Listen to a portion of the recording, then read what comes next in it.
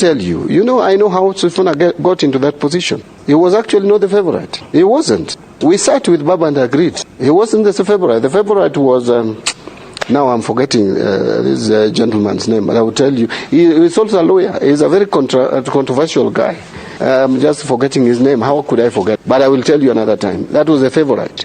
And you ask Nabina Bwera. They made noise when we made... the Western delegates didn't want to hear of Sifuna. Assure the people of Kenya that the government views the current situation as a serious situation, but at the same time assure the people of Kenya that we will not spare any resources to make sure that we don't lose human life. We are taking a little long for the food to reach the population in their areas, and therefore we've directed that those teams be activated, and we are going to work through a better supply chain and last mile delivery program. Baba alikuwa mzee, hakuwa kijana. Alikuwa mzee, kwani mwataka kutuambia sasa daktari ni mzee hastahili? Kwa hivyo mlikuwa mnachezea baba. Kijana Dr. Oburu Oginga. Nawaambia Oburu Oginga, you are a new broom in ODM. You must take your rightful position. ODM is now the minority party in the National Assembly. Tuko na serikali moja ya William Samoei Ruto. Na leo tumejisikia vizuri sana kwa sababu tuko kwenye broad based. But today we are saying Kenya is bigger than an individual. Sindio? Tumesema tukae pamoja kama ndugu na dada. Ukabila Nairobi, tunaomba wananchi mumkatae. Kwa sababu nyinyi nyote lazima tupendane. We bring up our country. Na hivyo ndio tutajenga nchi yetu. So wajua sisi kama ODM na UDA we are partners. Tutakaa tuangalie ile kitu muhimu ni kudeliver for the broad based government the most seats. Chama mbili zile kubwa hapa nchini, UDA na ODM. Na sasa wapinzani wetu wale wanataka kupambana na sisi wanahitaji maombi kidogo, kwa sababu sijui watapenya vipi, sijui watapitia njia gani kupambana na sisi na William Samoei Ruto. Kwa hakika hakuna mahali alinunua amepeana amri ya shoot to kill. That's the issue ya media na press and the human rights activists. I respect the law. I respect the human life and dignity. What I said is that we will use necessary and reasonable force. And I said where this person is striking any member of our society with a dangerous or offensive weapon, which is likely to cause a death, I will not hesitate to use the firearm. I will use my firearm justifiably. That's what I said. In the circumstances, the public missed out on quality medical services as a result of failure to equip and put the facilities into use. Yes, there might be some outstanding equipments there, but insofar as we are referring to the main building, it is now largely operational. On AMREF, oxygen supply. In that case, the service in delivery has been adversely affected at the hospitals within Murang'a County. Waziri Chirichiri achukue wizara ya mabarabara. Kenya mzima tumefeel the impact. And I stand here to believe whatever the president has said with the assistance of mawaziri, Kenya very soon, and time will tell, one day Kenya also will go to be Singapore, and I believe that one. Nasimama na hiyo, nimepita na barabara Nakuru imeanza, barabara za kwenda Isiolo zimeanza, barabara za kila kona inaanza. So waziri tunasema asante. Hii barabara watu wetu, mnajua changamoto tumepitia. Wakati wa mvua ikinyesha, magari yetu yezi pita. Chakula zitoke mashambani. Hii barabara itasaidia mambo ya utalii. Hii barabara italeta mambo ya kuunganisha nchi yetu ya Kenya na Tanzania. Kwa hivyo tunaenda kuomba bunge. Wakati waziri analeta proposal katika the budget ya 2026-2027, anapoleta supplementary, all members of parliament tunawaomba, tafadhalini, the ministry is doing too much. I even asked the minister today, yani waziri kupita barabara kama hii hii na hata kuchoka hiyo amechoka paka kafika hapa. Tukumbuke wote tupatie nguvu, venye tunapatia NGCDF nguvu, tuweke pia nguvu katika mambo ya mabarabara. Either hujapata this year but believe you utapata next year. Hujapata lot utapata next lot. Kwa hivyo waziri, the proposal ambayo imeleta ya mabarabara kuwekwa ile budget ambayo imepropose nyingine ya 28,000 uweze kuzunguka kama ni kutafuta mfadhili ama wafadhili ama kutafuta serikali kuu, uweze kuona kwamba hii hospitali ina kuwa na uwezo wa kuhudumia wananchi. Na hiyo ndio pale watu wanafikiri akiwa mgonjwa anafikiria hapa kwanza. Tunatumaini kwamba kwa sababu amekuja na yeye ni senator wetu, tunajua kwamba hali yetu kama hospitali ya Busia County Referral Hospital inaenda ku improve. We reject a profession where power is abused. We reject. Where complaints are ignored. We reject. Where victims are interrogated. We reject. Instead of protected. We reject. And where perpetrators continue to rise while survivors are punished with silence. We reject. The manner in which my complaint was handled was irregular. This is not a small issue. This is not something to be neglected. It's the right time for us to ensure that we have a sexual harassment policy that bites. There is no reason why we have the sexual harassment policy of 2019 that has been proven to be toothless, and the decision came out in November of last year. It is February, end of February this year.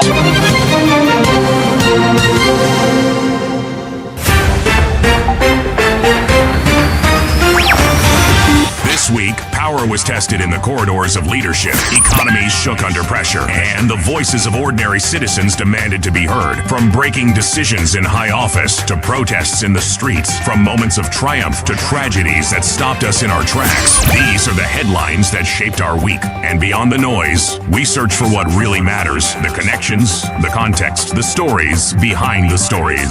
Introducing Patricia Wayoa, and this is your weekly news roundup on Radio Generation, where every headline has a heartbeat and every moment counts. Yes, good evening from wherever you are watching Radio Generation from. You just heard what I said. From wherever you are watching Radio Generation from, good evening, good morning, good afternoon, and welcome to the show, The Generation Report, that starts right now from 7 p.m. up to 10 p.m. Today being the 14th day of Feb. I know this is usually a very significant day to many people, and especially those who are in love, those who are in relationships, and so many other relationships. Welcome to the show today, and this week has a lot lined up for you, dear viewer and also listener. For those of you who are listening on our terrestrial, that is 88.8 in Nairobi, 90.7 in Mombasa, and that is 89.5 in Garissa. Then there are some people who are tuned in on our online platform, rgk.co.ke, and also on our social media platforms, Facebook, Instagram, YouTube, and also on X platform, Radio Gen KE. That is where some of our viewers are watching us from. So welcome to today's show. Today I am joined by one Dahira Ahmed. So she's going to introduce herself, and she's going to help me break down these big stories that we saw this week. Yes, karibu sana. Thank you so much, Patricia. I am Dahira Ahmed. I'm a journalist here, a reporter, especially the weekend news. News bulletins, I'm the one who handles. And Patricia, thank you for inviting me to your show. No, this is not my show, it is our show. Yeah, so karibu sana to the Generation Report. I remember when we were starting this year, I remember we started with the second Generation Report this year. We were joined by the four of us, those of us who are doing the news at Radio Generation. Yes, all of us, and the viewers got an opportunity to know all of us. So today we are with Dahira Ahmed. So Dahira Ahmed, this week is so significant, and especially to the radio lovers like us, because it is yesterday that the whole world actually celebrated, observed World Radio Day, and it is also just a day after World Radio Day that we are also celebrating or observing or exercising Valentine's Day. So yes. So let us just start with Valentine.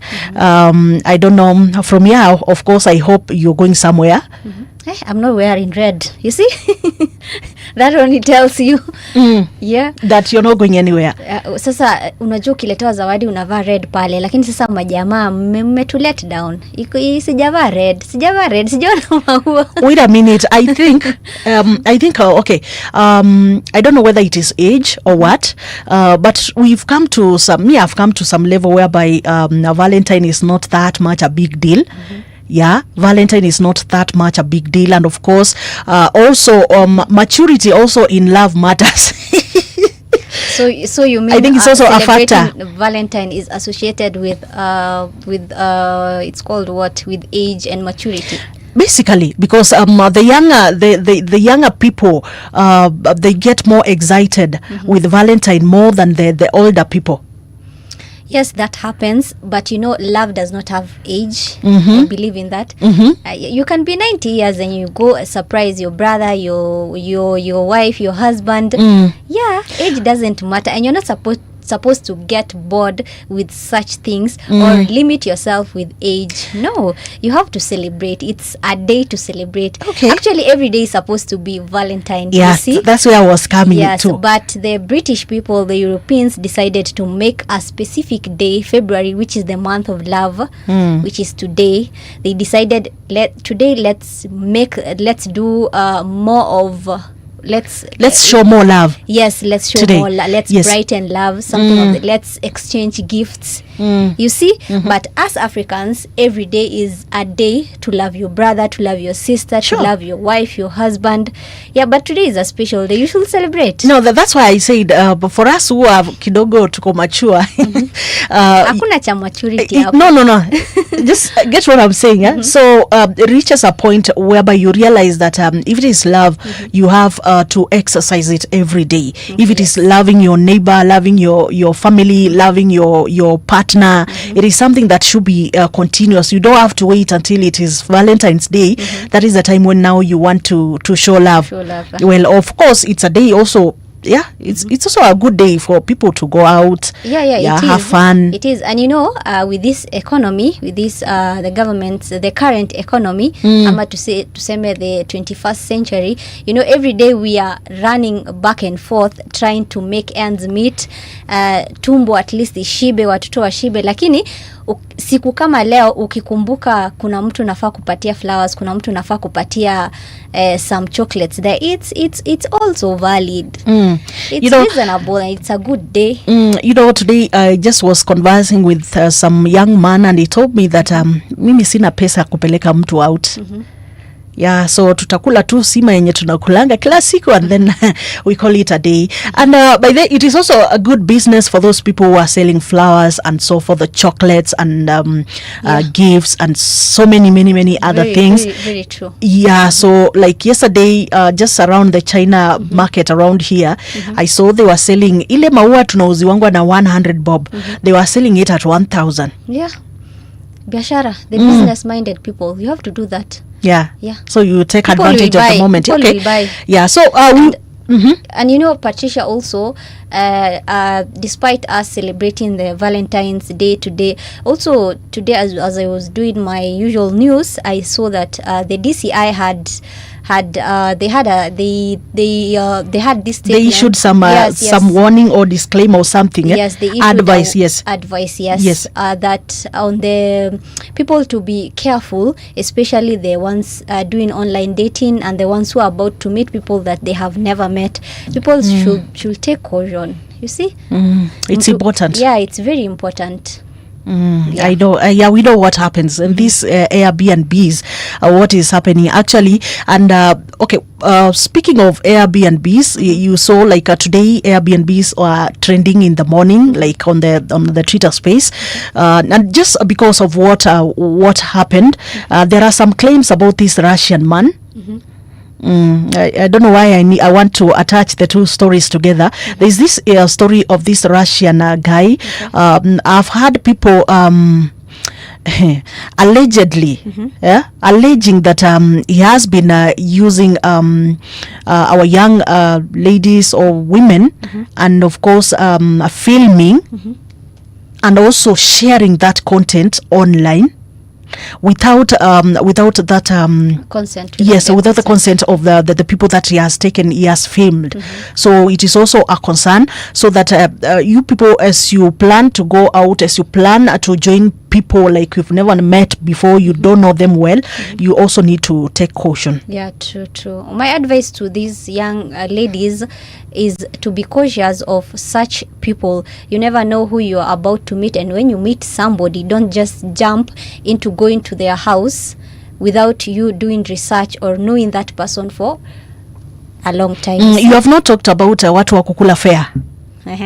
Leo fare zimekulwa. Leo na jana.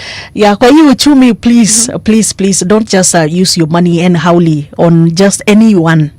Yeah, please, it's important that you also take care of your finances, as well as yourself as a person. True. Well, let me just play something here as we continue with this conversation. Because like I told you that yesterday was World Radio Day, and a lot of things happened. Journalists observed World Radio Day, and also other people joined in the celebration, and it was quite interesting. But so what we have is just a multiplicity of voices. Yes. So, those days we had one or two voices, really. Now we have, I think in this country, cumulatively, surprisingly, we have 700 media houses. So 700? Yes, that's all of them put together. That is literally a marketplace. So if we had 2 or 3 and all that, you get that. So it is like in any setting and information sharing. If you had 1 or 2 people speaking, they had more space. But when you have a crowd of them shouting at you, yes, there is a bit of that. But yes, radio still has that. So power of radio has not gone down. It has been diluted by multiplicity of radios or of voices on radio and other channels thereof. But radio still holds its central place. I'm glad to see you and to reconnect with good old friends of mine, because I've been around also, so I have very many friends in this room. So, as David has told you, my boss was on his way here, and then he was told, it's tax season, Kila mtu achunge mkate yake. So it is us, the desk officers, who can be ordered around. For them, wanaambiwa ndege ya jeshi iko tayari, tunaelekea.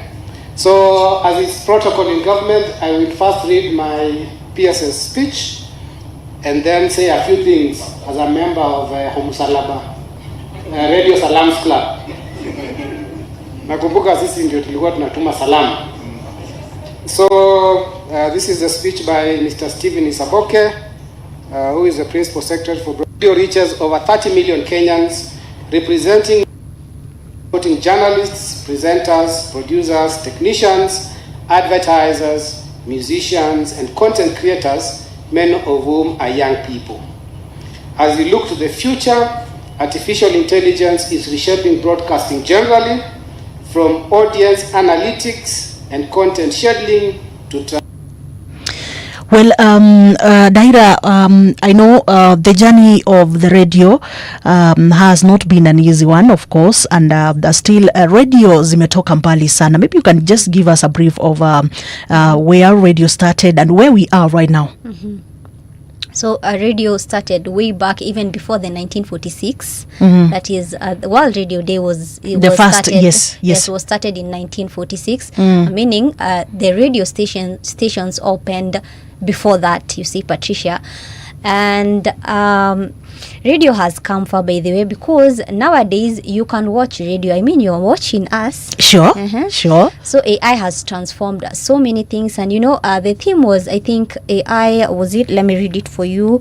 AI is a tool, not a voice. And the radio and artificial intelligence was the main theme of yesterday's International Day for the radio. And AI has done so much, including we used to listen, we used to carry the physical radio hapo kitambo, and listen to it, our fathers, our babus, but nowadays you listen to radio on your phone.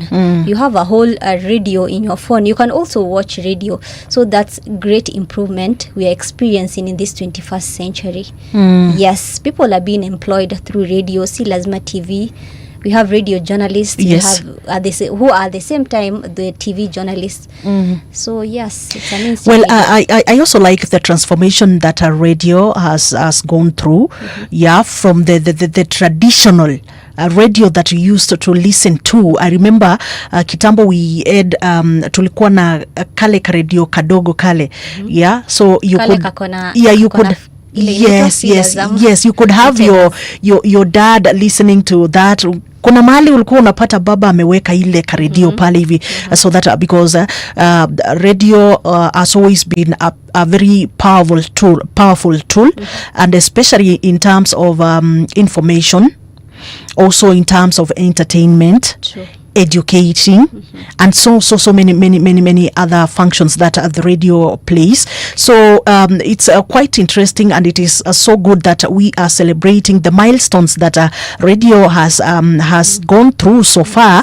And one thing that I yesterday, actually, even as the world was celebrating World Radio Day, I also saw that there is a transformation. There is also something new that as a country, Kenya, that we are celebrating. I remember some for us, okay, let me just explain a bit for the listener to get to hear what we are saying here.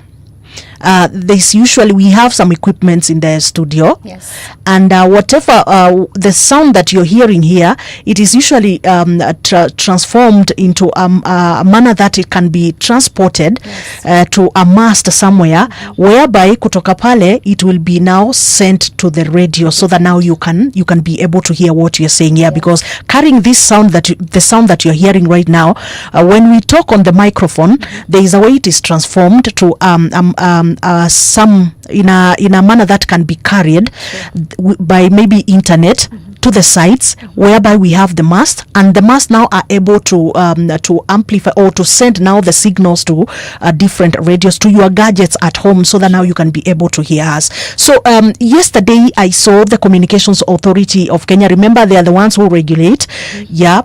So what they said is, let me just read. Okay. Yeah, they said that we are marking a very big major milestone in broadcasting, because they said they have activated the country's first trial digital sound broadcasting network in Nairobi. This is of course it's supposed now to keep on transforming the radio landscape, and also addressing long-standing issues of FM frequency congestion. Yeah, so for those of you who know how the frequencies operate, you realize that if you want to open a radio right now, you have to go and apply for a frequency from the Communications Authority. Yes. Yeah, and now and those communications, of course, they have they have a certain reach. Yeah, you hear that here in Nairobi we are on 88.8. That is radio generation. If you go to Mombasa, it is 90.7. So they are the ones who regulate or look at how far your radio can go, the radius at which your frequency can reach. So they are saying this new gadget that they launched, the digital sound broadcasting, is going to solve most of the issues that we've been having in terms of transmission, and also cut on costs.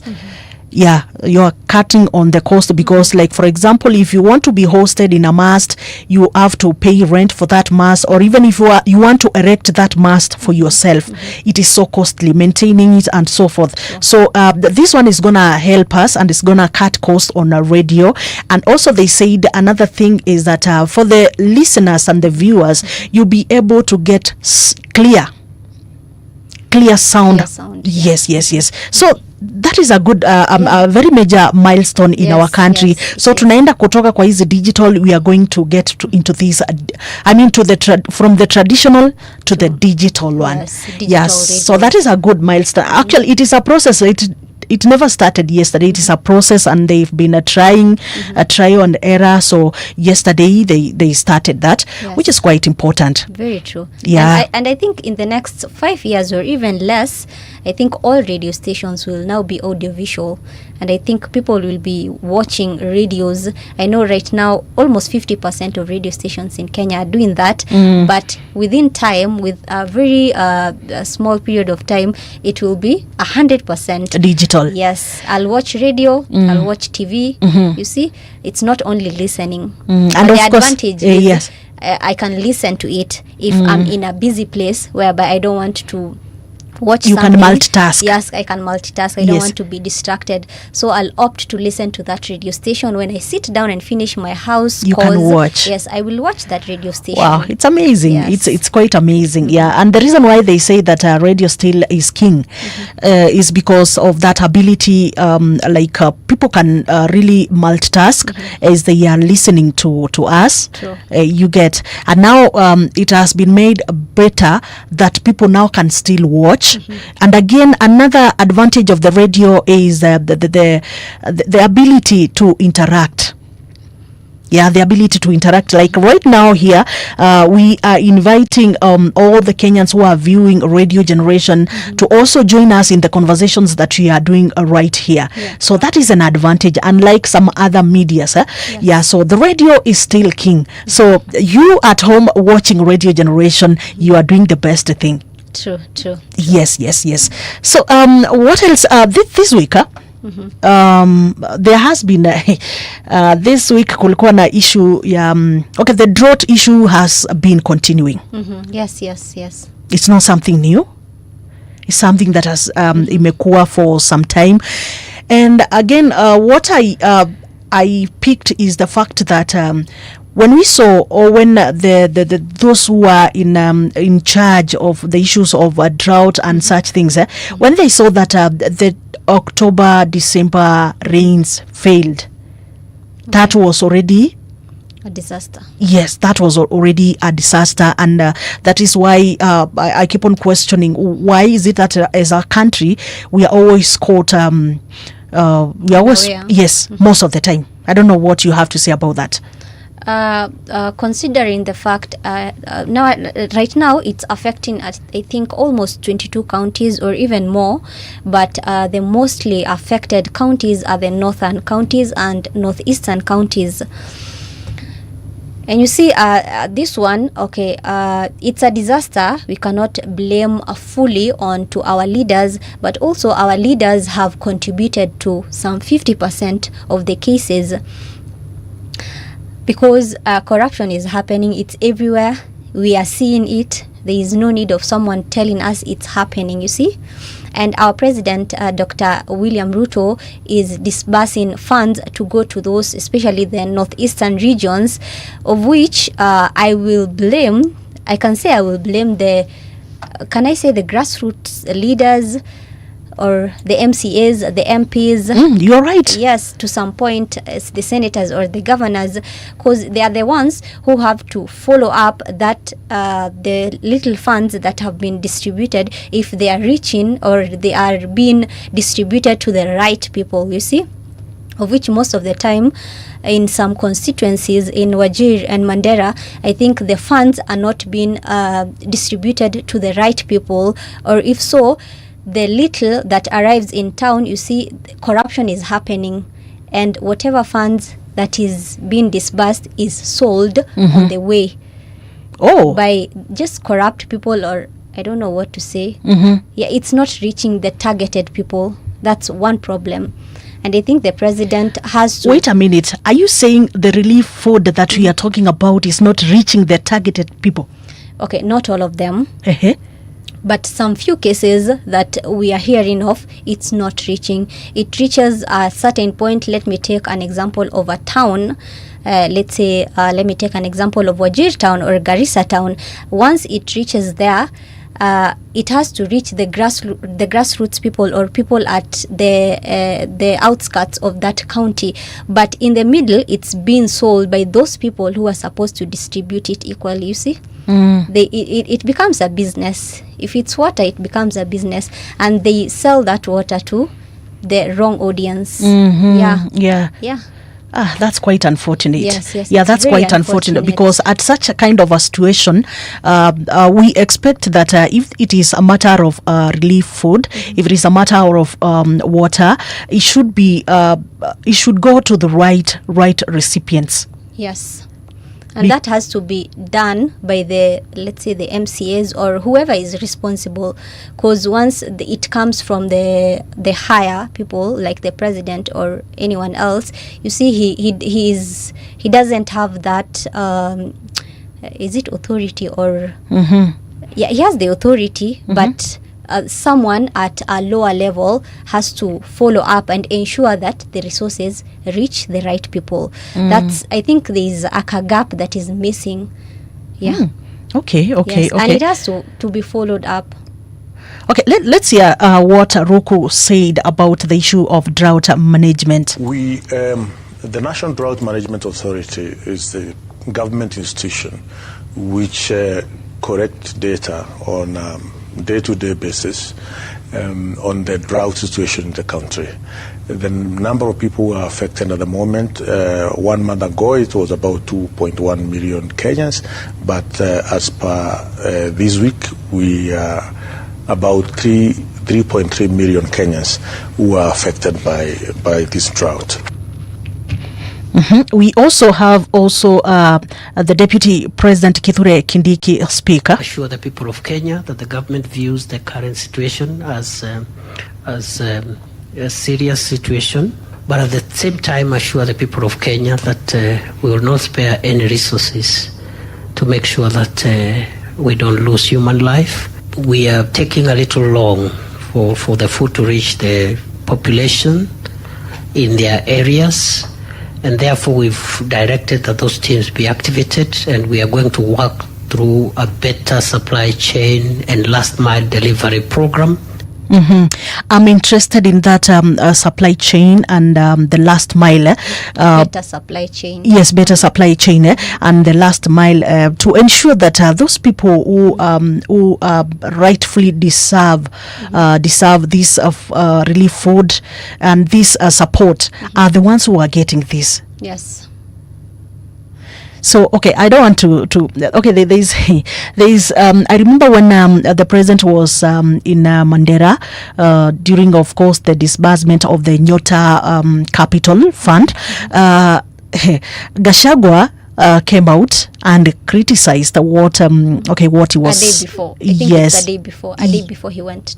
Before he went there, and I remember during his response, the president touched on something about relief food.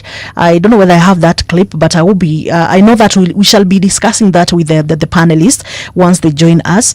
But touched on issues to do with mismanagement of relief funds. Which is quite unfortunate in our country, and especially when we are going through such a kind of hard times. This week, we had our reporter Abdi Samada go to the northeastern region. He went there. I don't know which areas he was able to cover, but of course he'll be coming up with a story about what he found out there. Yeah, so I think I'll tell our viewers to keep tuned in at Radio Generation. Even in next week, it shall be heard here at Radio Generation, so they'll be able to get to understand from I don't know, a closer perspective, because he went down there and he was able to meet the people from that region, and they told him stories. So he has stories about what is happening in Northeastern.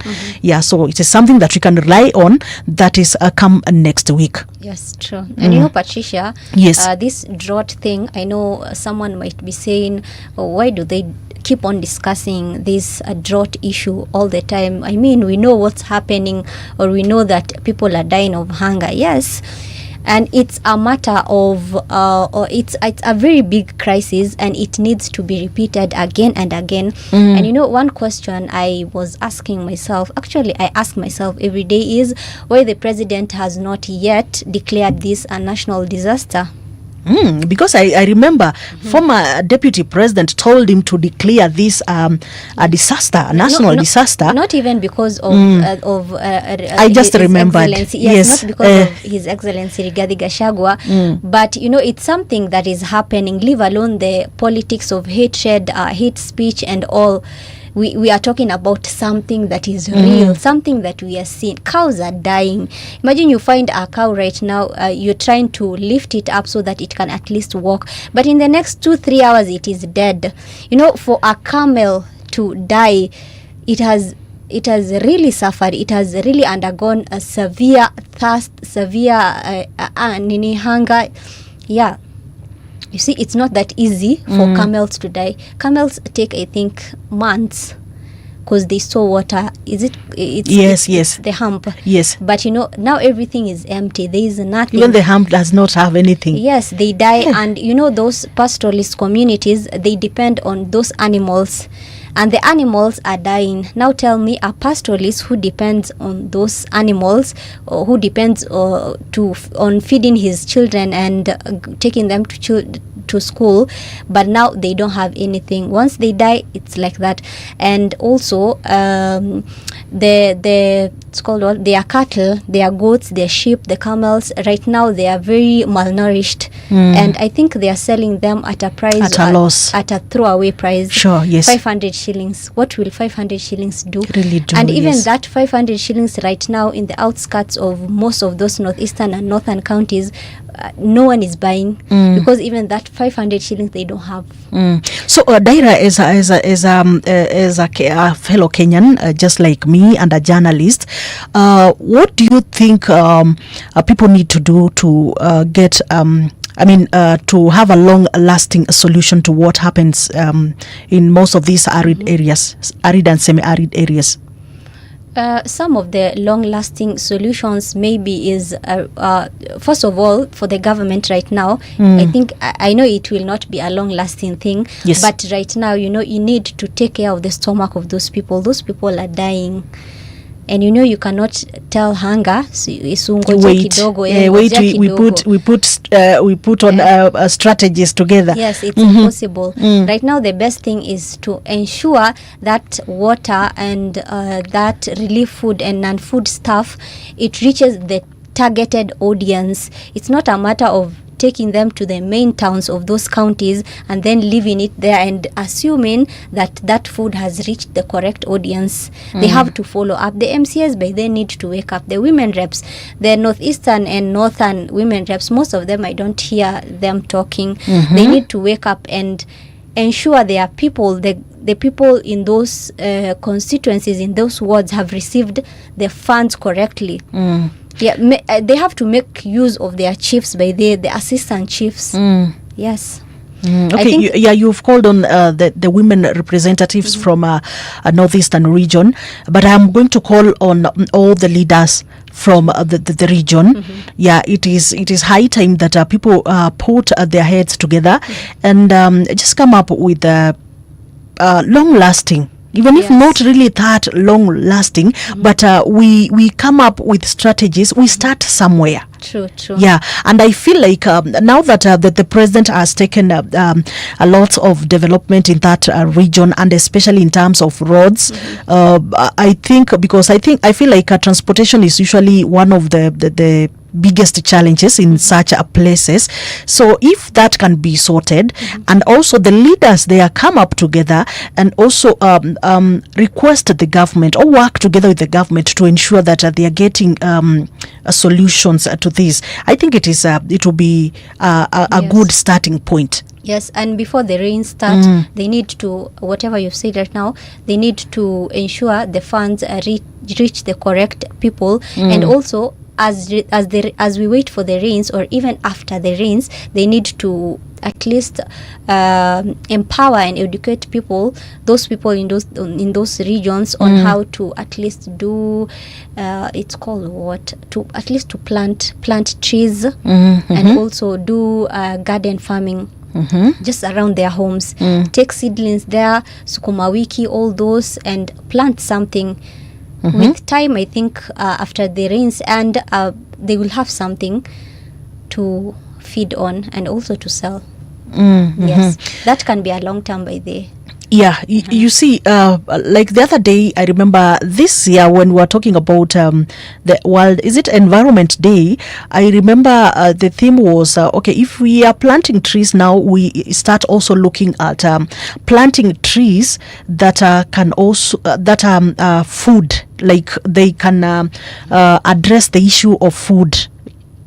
Food shortage in the country, like tusipande tu ile miti ambao peke yake. Okay. Yeah, So people like could think fruits. like we also need to plant fruits. So in short, a variety of trees. Yes, not just we say unajua tu ukisema kupanda miti, so many people always think of kupanda zile miti ambao peke yake. Yeah, so and I saw so many schools earlier this year, is it last year, as planting fruits kwa mashule. Sasa ile time tulisema watu waende wapande miti, people went with kupanda mti ambao inaweza kukusaidia kesho. Kama ni maembe inaweza kukusaidia kesho. If it is something to do with machungwa, such things. And you see, when you have such fruits in, plants in trees in a region, of course, it's also help in conserving the environment. True. Yes, it is. So it is high time now people start looking at The long-term at goals. long-term solutions. Again, also maybe looking at what the government also needs to do. You see, like areas like the Galana Kulalu, you remember, you know that area where the government is planting maize and so forth. Yesterday they said that they are adding more acres of land to ensure that there is that food, but they can plant more food to ensure that there's food security in the country. So we are looking at some of these lands which are not so much active. They are not really being used that much. Wasted land. Yes, the government should also go and invest in such places. Very Yeah, we are not saying that you go and displace the people there. There is a way you can go and work, collaborate with the people in that region and be able to come up with projects that can help the people so that the land does not stay idle. And then people are suffering. True.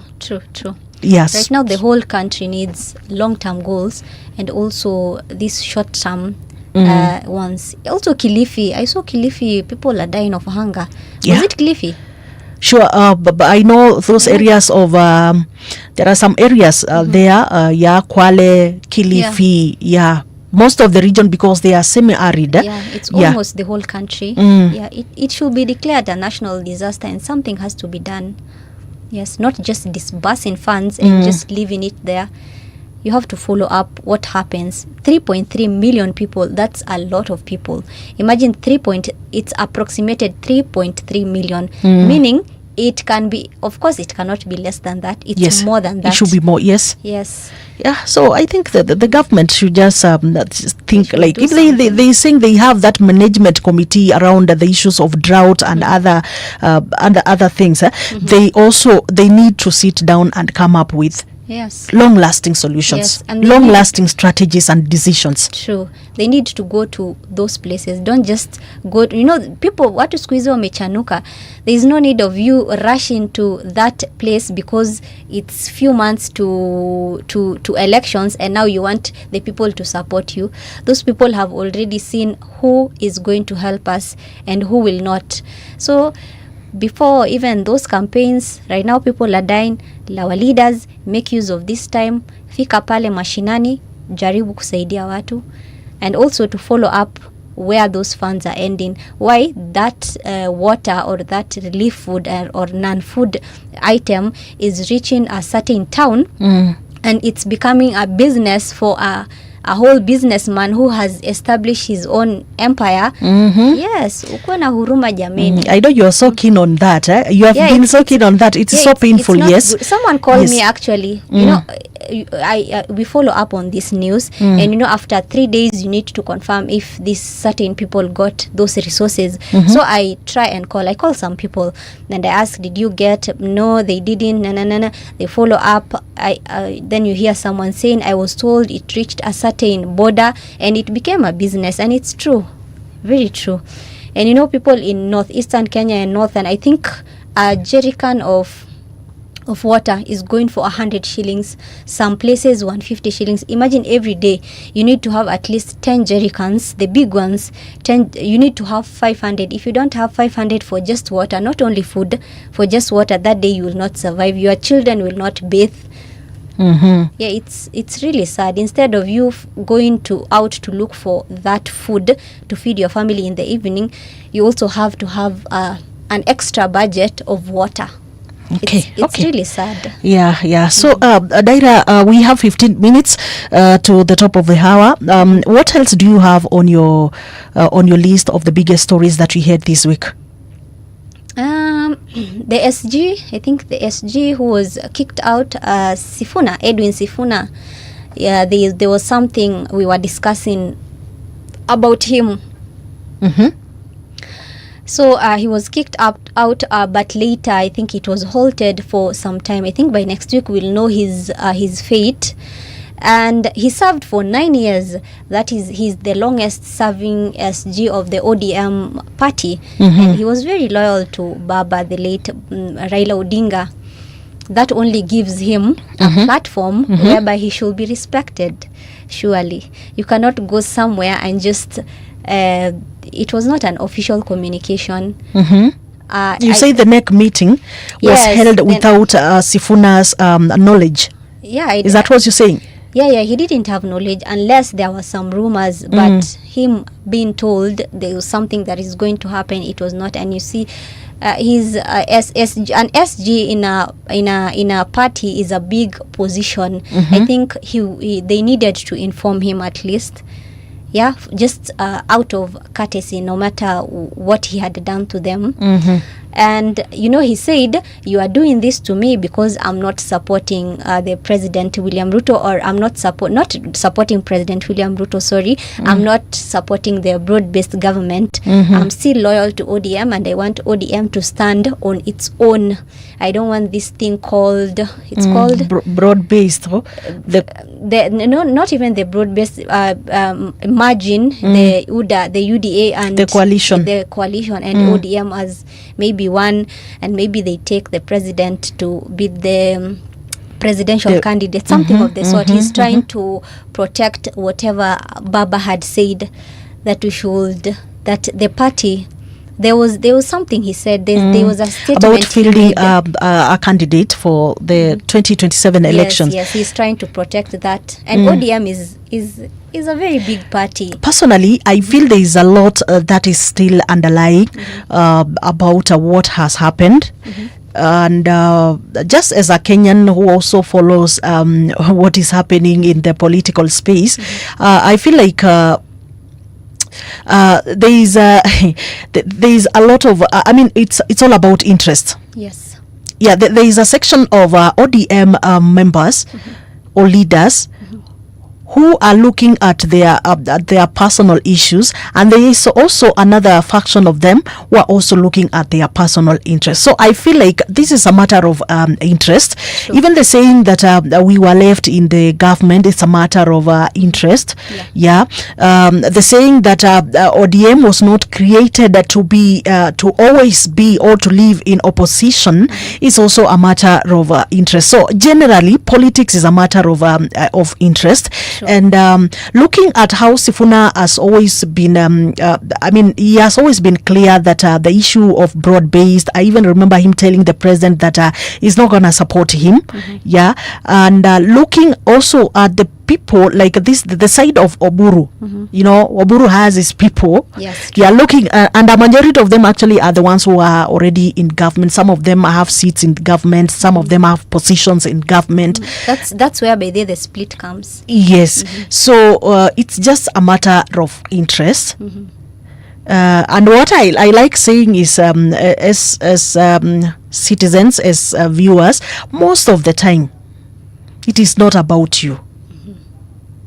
What I would say is, most of the time, it's not about you. It's about their personal interests. That's what I know.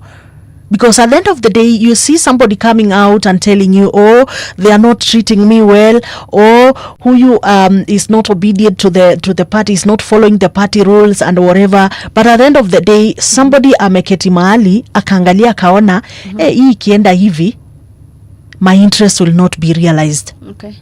Huyu akiongea hivi, my interest will not be realized. So I don't know. What I'm quite sure is the fact that things are changing. The country right now is the temperatures are quite high in terms of politics. Na siasa imeshaanza sasa. Kweli.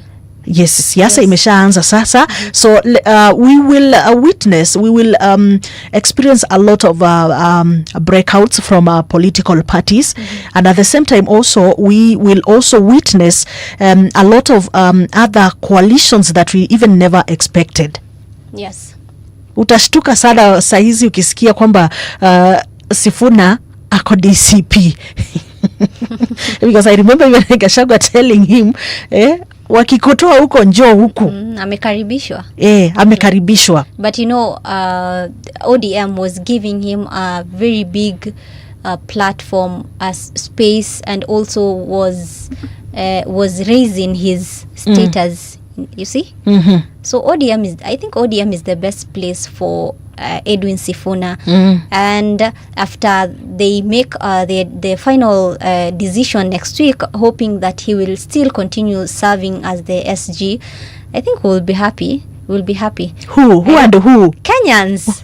we need to see Sifuna. Who and who? We need to see Sifuna there.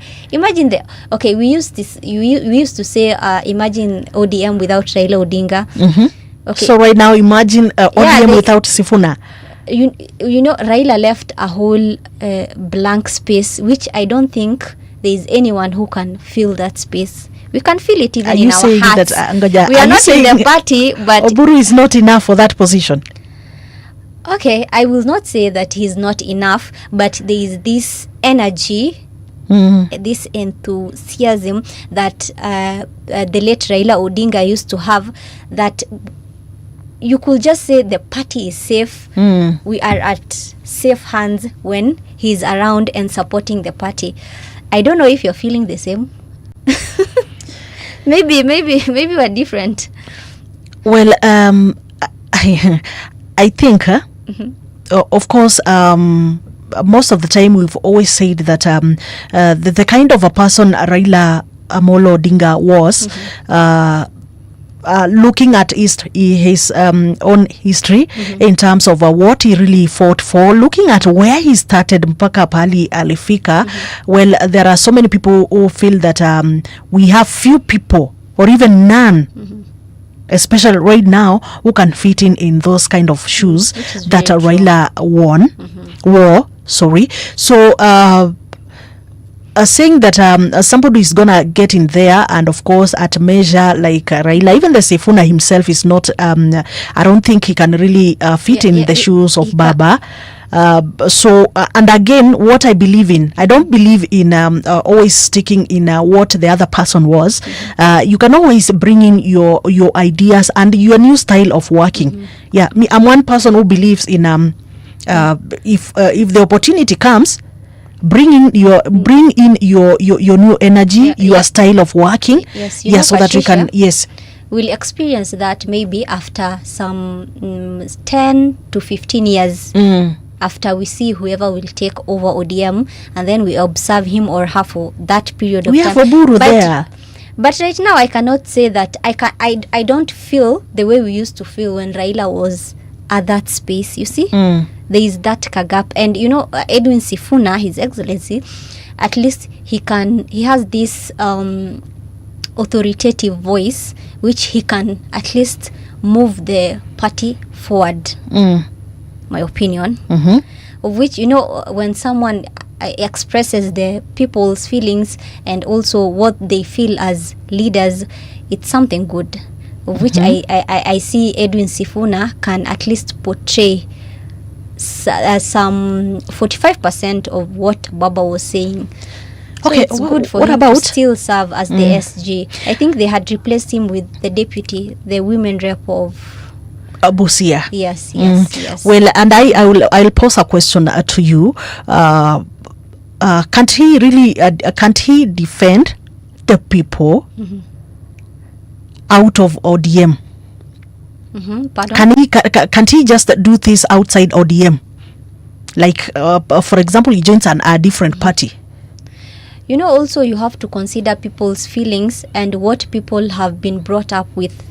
We have been brought up with the philosophy of not only ODM, but I'm just saying that because it's one of the major parties in the country. UDA, ODM. But I know you're talking about the DCP.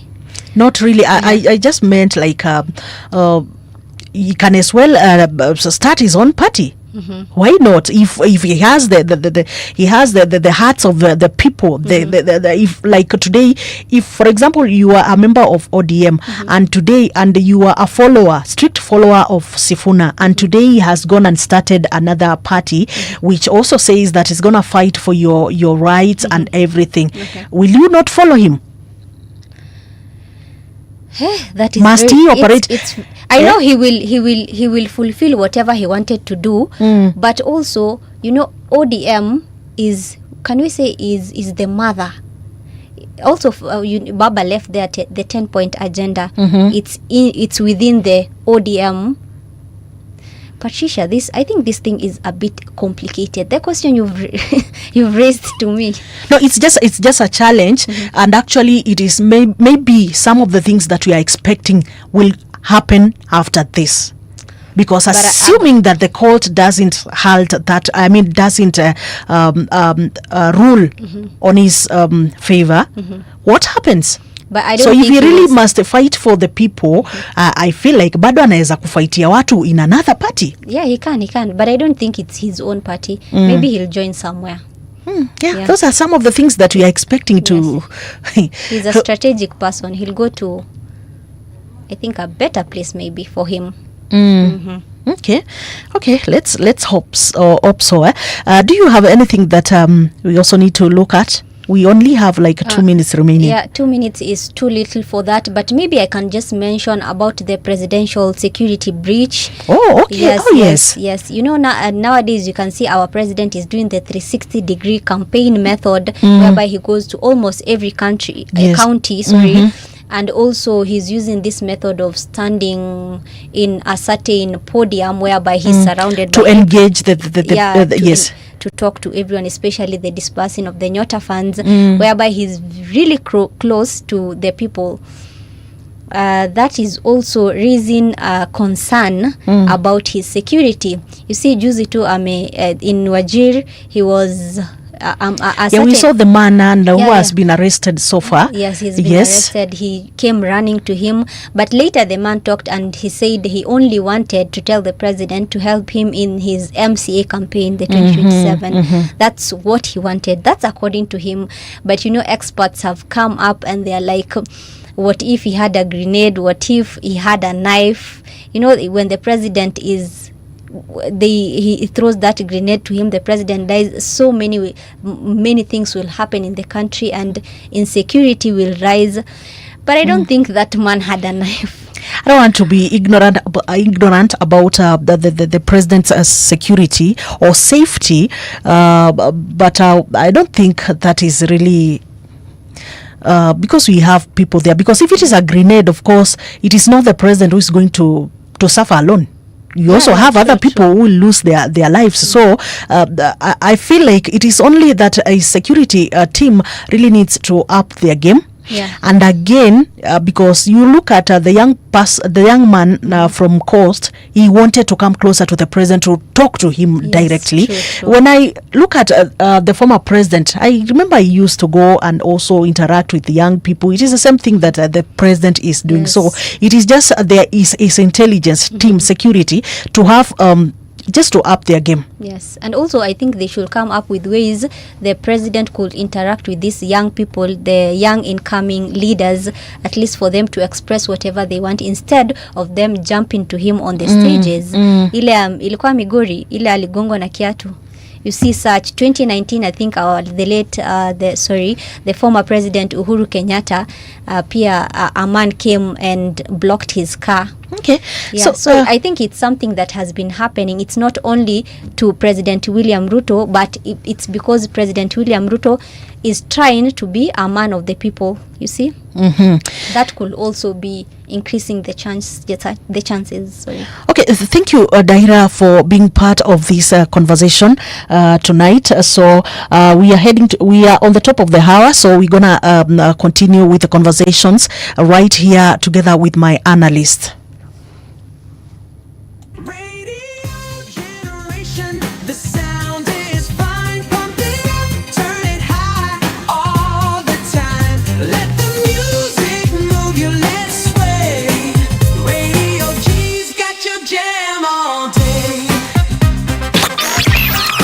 Radio Generation, the home of urban soul.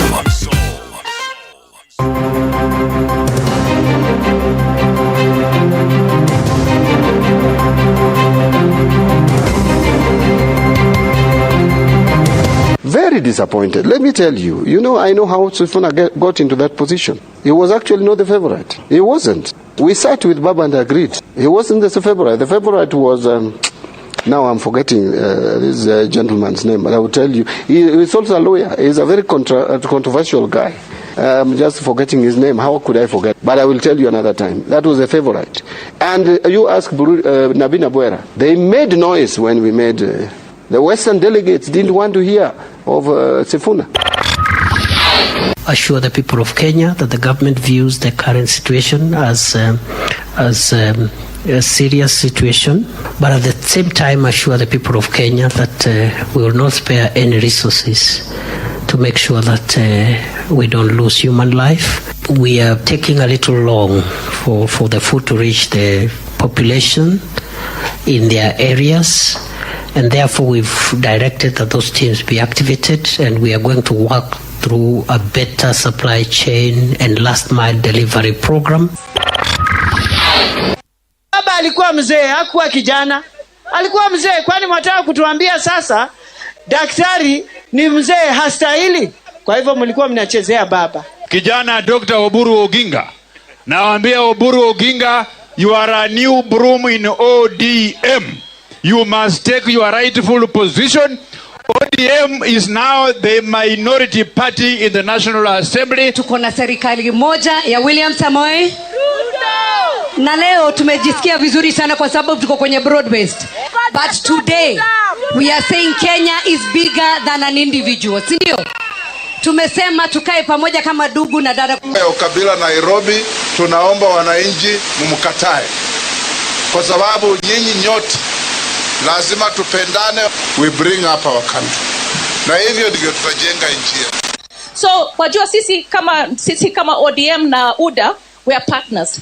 Tutakaa tuangalie ile kitu muhimu ni kudeliver for the broad based government the most seats. Chama mbili zile kubwa hapa nchini, UDA na ODM.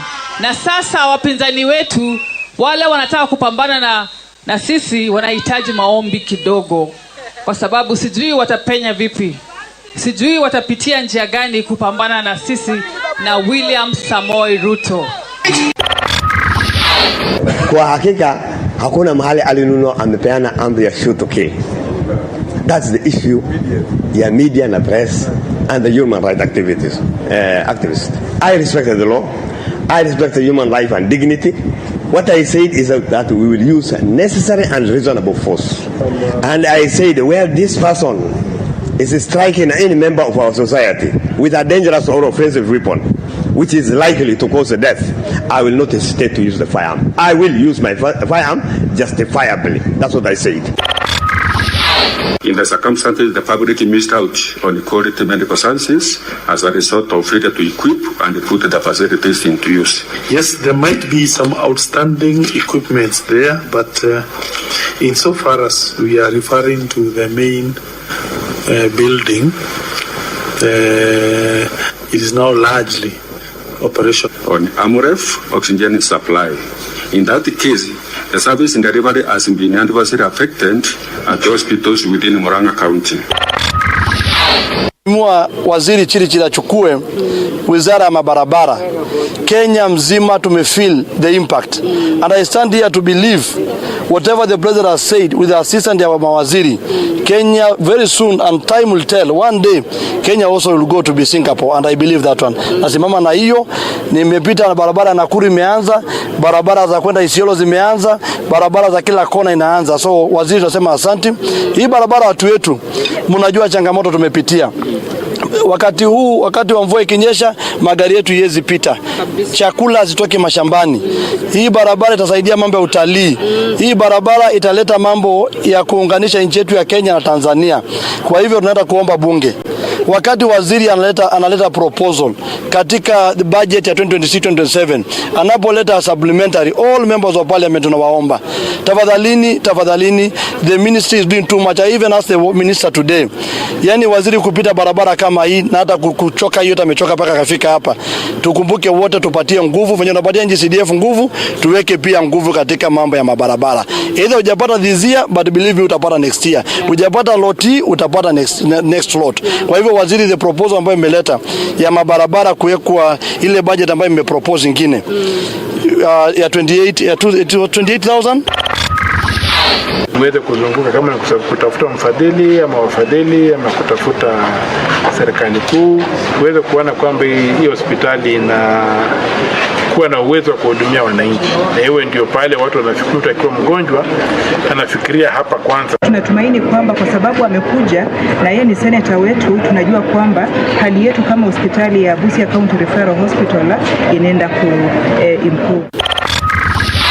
We reject a profession where power is abused. We reject. Where complaints are ignored. We reject. Where victims are interrogated. We reject. Instead of protected. We reject. And where perpetrators continue to rise while survivors are punished with silence. We reject. The manner in which my complaint was handled was irregular. This is not a small issue. This is not something to be neglected. It's the right time for us to ensure that we have a sexual harassment policy that bites. There is no reason why we have the sexual harassment policy of 2019 that has been proven to be toothless, and the decision came out in November of last year. It is February, end of February this year.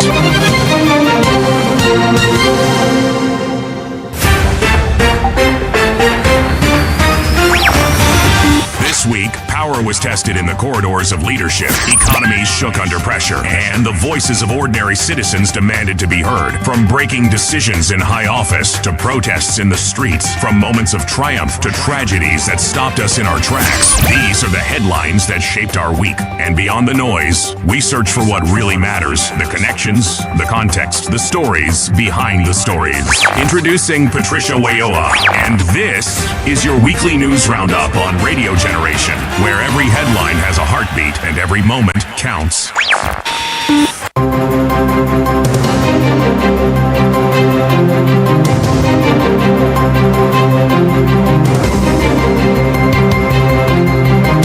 Very disappointed. Let me tell you, I know how Sifuna got into that position. He was actually not the favorite. He wasn't. We sat with Baba and agreed. He wasn't the favorite. The favorite was... now I'm forgetting this gentleman's name, but I will tell you. He's also a lawyer. He's a very controversial guy. I'm just forgetting his name. How could I forget? But I will tell you another time. That was a favorite. And you ask Nabina Bwera. They made noise when we made... the Western delegates didn't want to hear of Sifuna. Assure the people of Kenya that the government views the current situation as a serious situation, but at the same time assure the people of Kenya that we will not spare any resources to make sure that we don't lose human life. We are taking a little long for the food to reach the population in their areas, and therefore we've directed that those teams be activated, and we are going to work through a better supply chain and last mile delivery program. Baba alikuwa mzee, hakuwa kijana. Alikuwa mzee, kwani mwataka kutuambia sasa daktari ni mzee hastahili? Kwa hivyo mlikuwa mnachezea baba. Kijana Dr. Oburu Oginga. Nawaambia Oburu Oginga, you are a new broom in ODM. You must take your rightful position. ODM is now the minority party in the National Assembly. Tuko na serikali moja ya William Samoei Ruto. Na leo tumejisikia vizuri sana kwa sababu tuko kwenye broad based. But today we are saying Kenya is bigger than an individual. Si ndio? Tumesema tukae pamoja kama ndugu na dada. Ukabila Nairobi, tunaomba wananchi mumkatae. Kwa sababu nyinyi nyote lazima tupendane, we bring up our country. Na hivyo ndio tutajenga nchi yetu. So wajua sisi kama ODM na UDA we are partners. Tutakaa tuangalie ile kitu muhimu ni kudeliver for the broad based government the most seats. Chama mbili zile kubwa hapa nchini, UDA na ODM. Na sasa wapinzani wetu wale wanataka kupambana na sisi wanahitaji maombi kidogo, kwa sababu sijui watapenya vipi, sijui watapitia njia gani kupambana na sisi na William Samoei Ruto. Kwa hakika hakuna mahali alinunua amepeana amri ya shoot to kill. That's the issue ya media na press and the human rights activists. I respect the law. I respect the human life and dignity. What I said is that we will use necessary and reasonable force. And I said where this person is striking any member of our society with a dangerous or offensive weapon, which is likely to cause death, I will not hesitate to use the firearm. I will use my firearm justifiably. That's what I said. In the circumstances, the public missed out on quality medical sciences as a result of failure to equip and put the facilities into use. Yes, there might be some outstanding equipments there, but insofar as we are referring to the main building, it is now largely operational. On AMREF, oxygen supply. In that case, the service in delivery has been adversely affected at hospitals within Murang'a County. Waziri Chirichiri achukue wizara ya mabarabara. Kenya mzima tumefeel the impact. And I stand here to believe whatever the president has said with the assistance of mawaziri, Kenya very soon, and time will tell, one day Kenya also will go to be Singapore, and I believe that one. Nasimama na hiyo, nimepita na barabara Nakuru imeanza, barabara za kwenda Isiolo zimeanza, barabara za kila kona inaanza. So waziri tunasema asante. Hii barabara watu wetu, mnajua changamoto tumepitia. Wakati wa mvua ikinyesha, magari yetu yezi pita. Chakula zitoke mashambani. Hii barabara itasaidia mambo ya utalii. Hii barabara italeta mambo ya kuunganisha nchi yetu ya Kenya na Tanzania. Kwa hivyo tunaenda kuomba bunge. Wakati waziri analeta proposal katika the budget ya 2026-2027, anapoleta supplementary, all members of parliament tunawaomba, tafadhalini, the ministry is doing too much. I even asked the minister today, yani waziri kupita barabara kama hii na hata kuchoka hiyo amechoka paka kafika hapa. Tukumbuke wote tupatie nguvu, venye tunapatia NGCDF nguvu, tuweke pia nguvu katika mambo ya mabarabara. Either hujapata this year, but believe me utapata next year. Hujapata lot utapata next lot. Kwa hivyo waziri, the proposal ambayo imeleta ya mabarabara kuwekwa ile budget ambayo imepropose nyingine ya 28,000 tuweze kuzunguka kama kutafuta mfadhili ama wafadhili ama kutafuta serikali kuu, tuweze kuona kwamba hii hospitali ina kuwa na uwezo wa kuhudumia wananchi. Na hiyo ndio pale watu wanafikiria akiwa mgonjwa anafikiria hapa kwanza. Tunatumaini kwamba kwa sababu amekuja na yeye ni senator wetu, tunajua kwamba hali yetu kama hospitali ya Busia County Referral Hospital inaenda improve. We reject a profession where power is abused. We reject. Where complaints are ignored. We reject. Where victims are interrogated. We reject. Instead of protected. We reject. And where perpetrators continue to rise while survivors are punished with silence. We reject. The manner in which my complaint was handled was irregular. This is not a small issue. This is not something to be neglected. It's the right time for us to ensure that we have a sexual harassment policy that bites. There is no reason why we have the sexual harassment policy of 2019 that has been proven to be toothless, and the decision came out in November of last year. It is February, end of February this year. This is Generation Report, your weekly news roundup show on Radio Generation.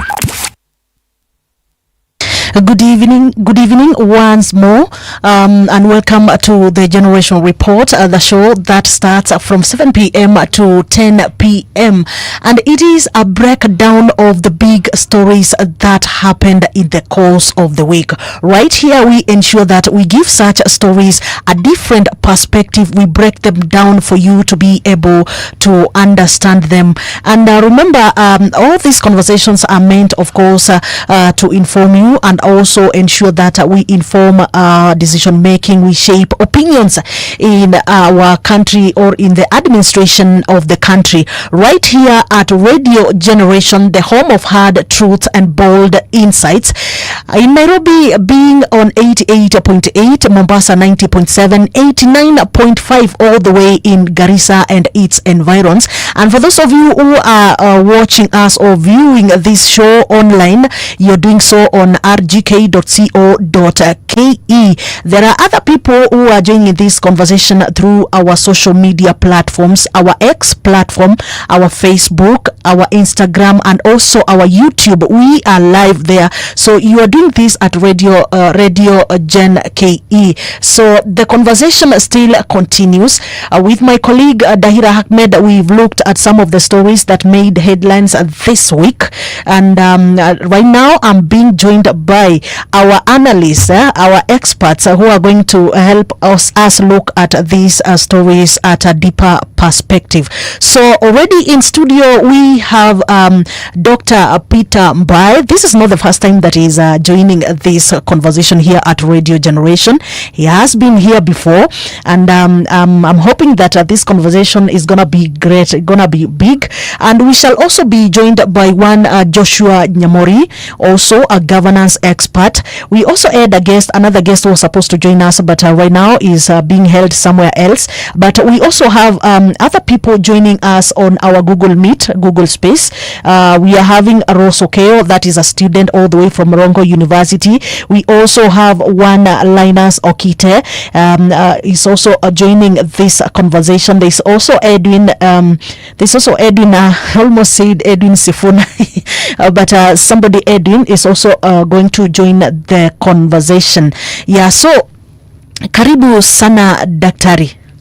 Thank you very much. Welcome. Thank you so much. Tukosara.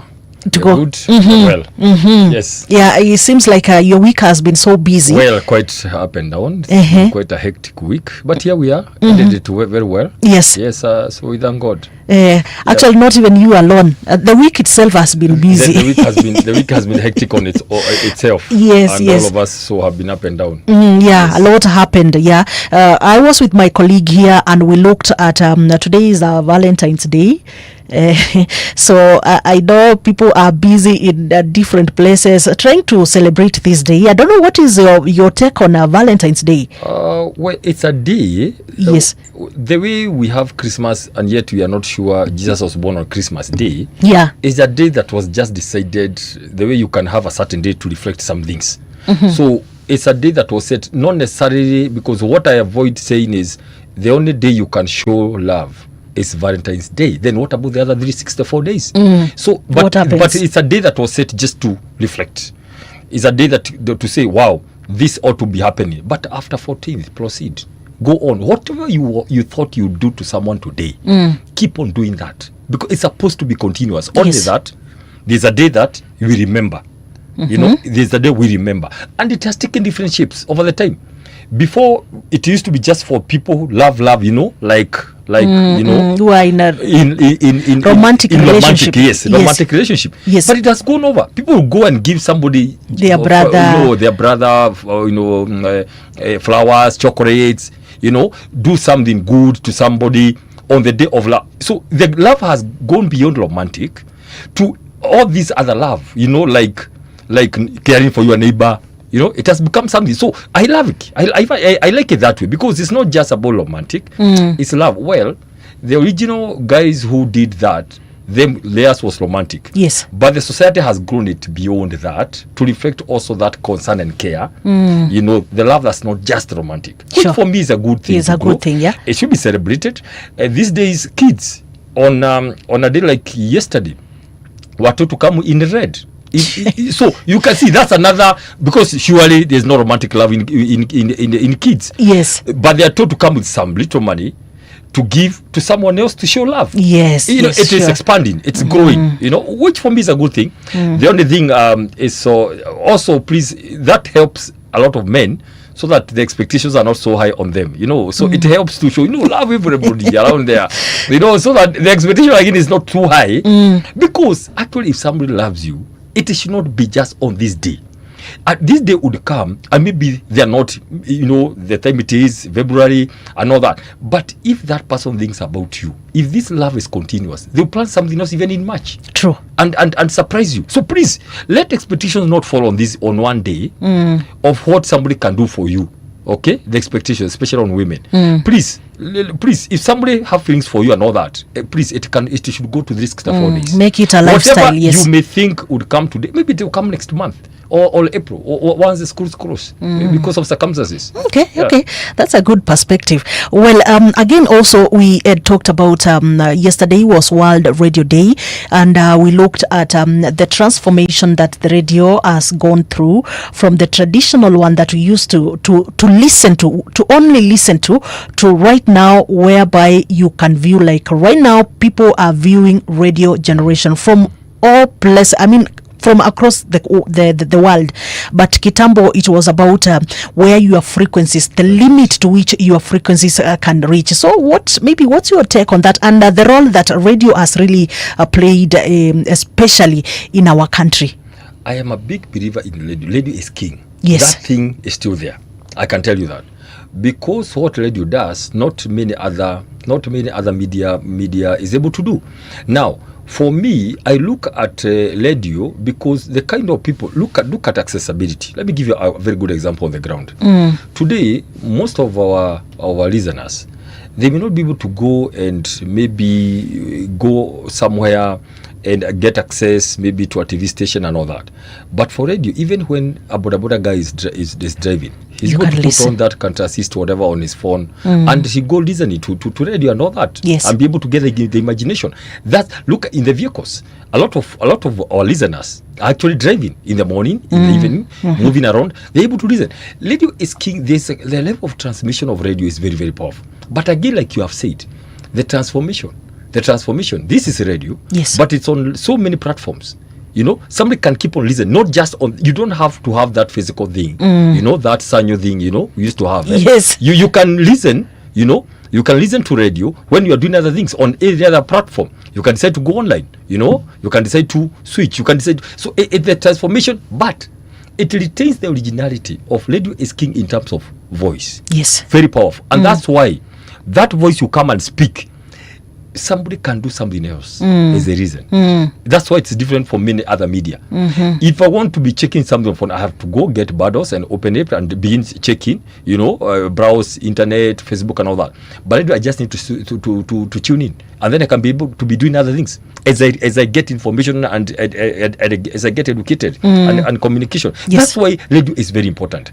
The only thing we need to talk about on radio is the issue of course, ethics, the issue of having people who on radio who have basic, you know, training, because what has happened of late, because of the proliferation of many radio stations, there has been that issue of we don't need necessarily a trained journalist, so that anybody can come here and say anything. And also, you go and get an entertainer. They don't know the code of ethics of journalism, of how to behave on air.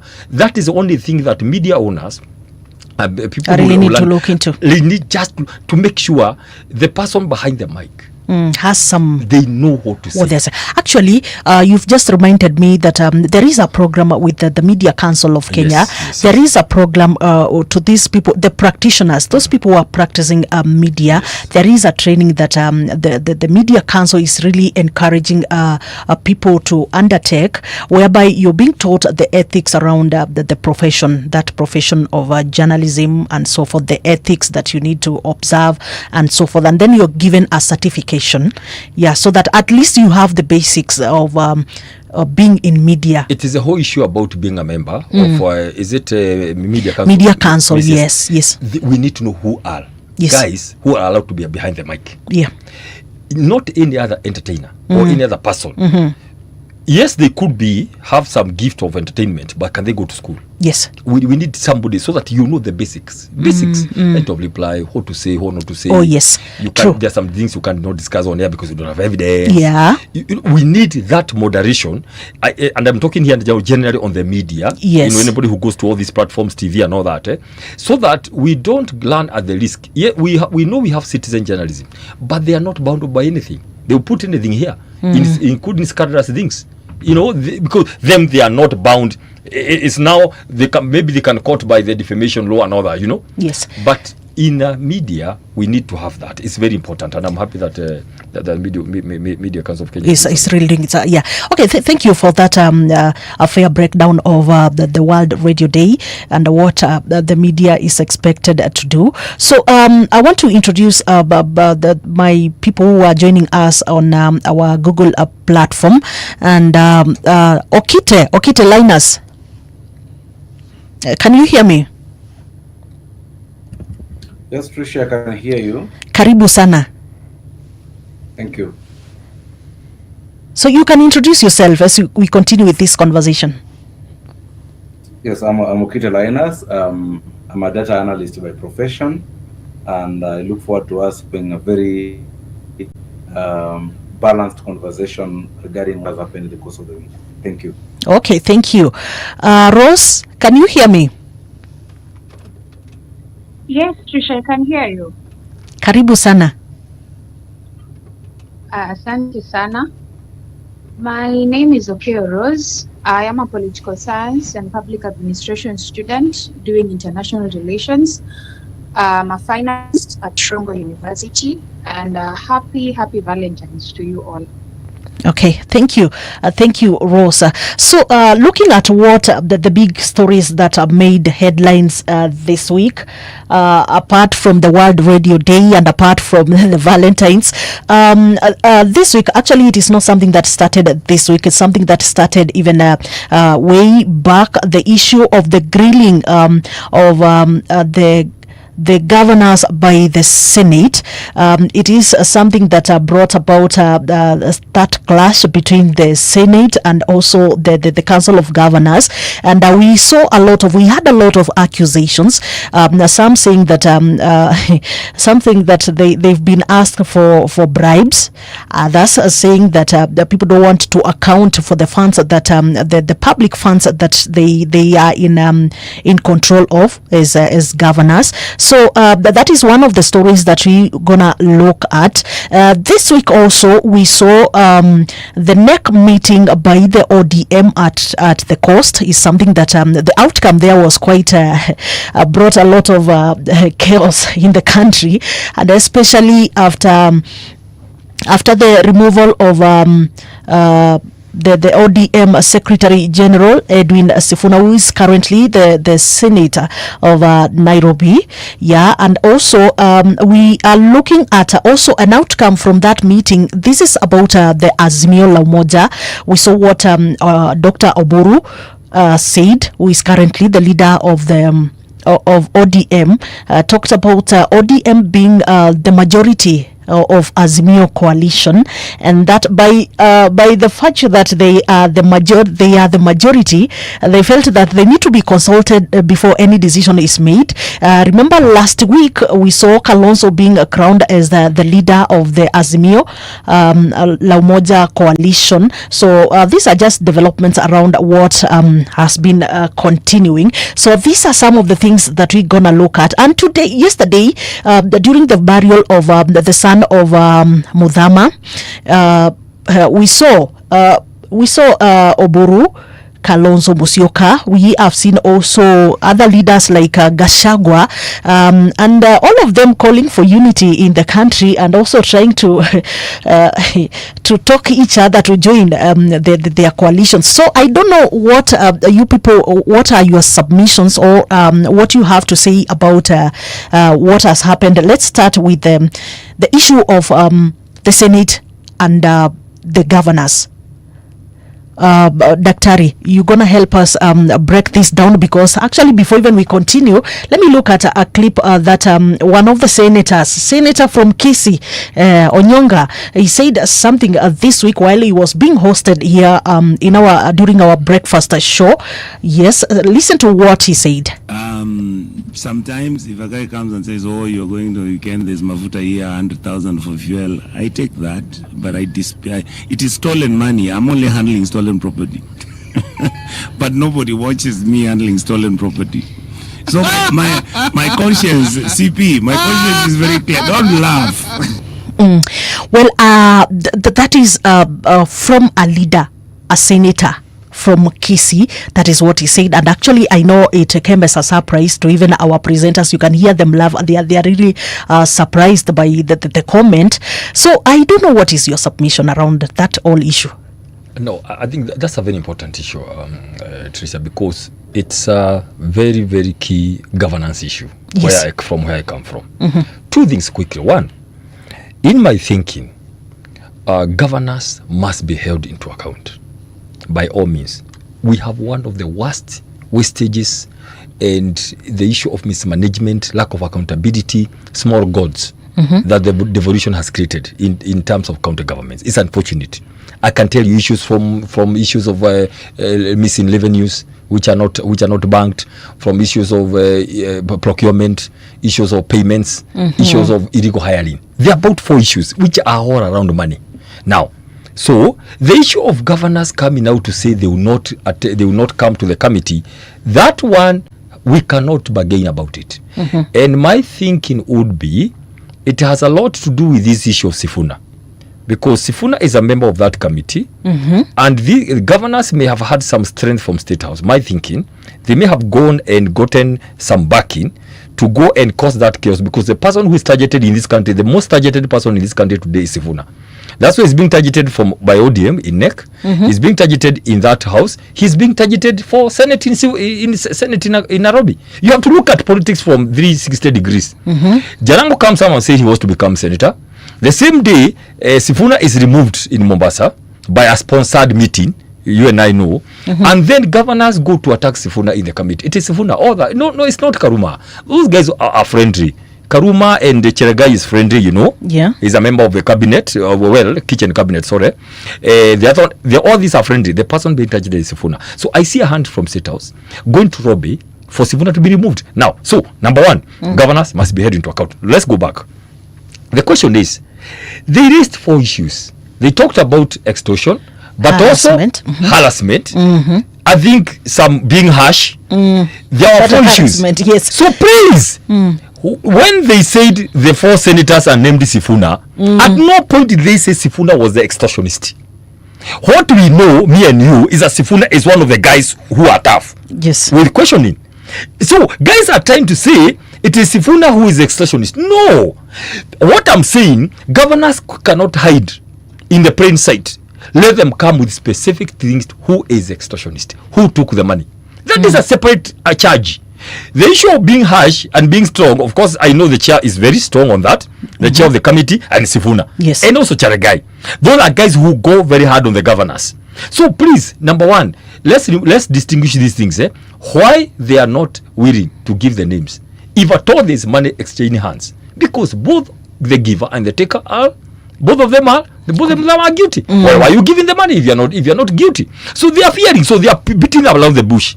But let me be very clear. Oversight must continue. Yes. I'm looking forward to become a senator in the next general elections, and we must strengthen institutions. One thing we must do, we must strengthen institutions in this country. It's not about buy or the other person. Institution must not be crushed. Where are we heading now? The parliament is already captured, right? It's already captured. National Assembly, Senate is captured. So now the system wants to capture the PAC. So that now the only lone voice coming from that parliament of serious oversight is that PAC. So what they want to do, and that's what I'm saying, there is a heart of the presidency and the state house there, so that you can also kill that. So now frat, everybody is frat.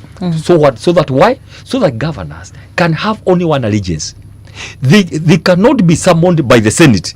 They can only be summoned at state house. So that there is one man around this game who wants to capture power, everything around himself, because that PAC, it causes governors to panic, and sometimes they are not able to go to state house when they are called because they are saying, I'm going to PAC.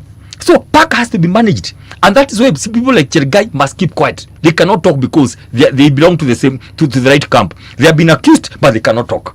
That's why I'm just trying to say. Now let's come to what Onyonga said. Let me tell you, the problem we have. Let me go back to what the Honorable Gachagua said. None of them is good because the senators were bribed to impeach him.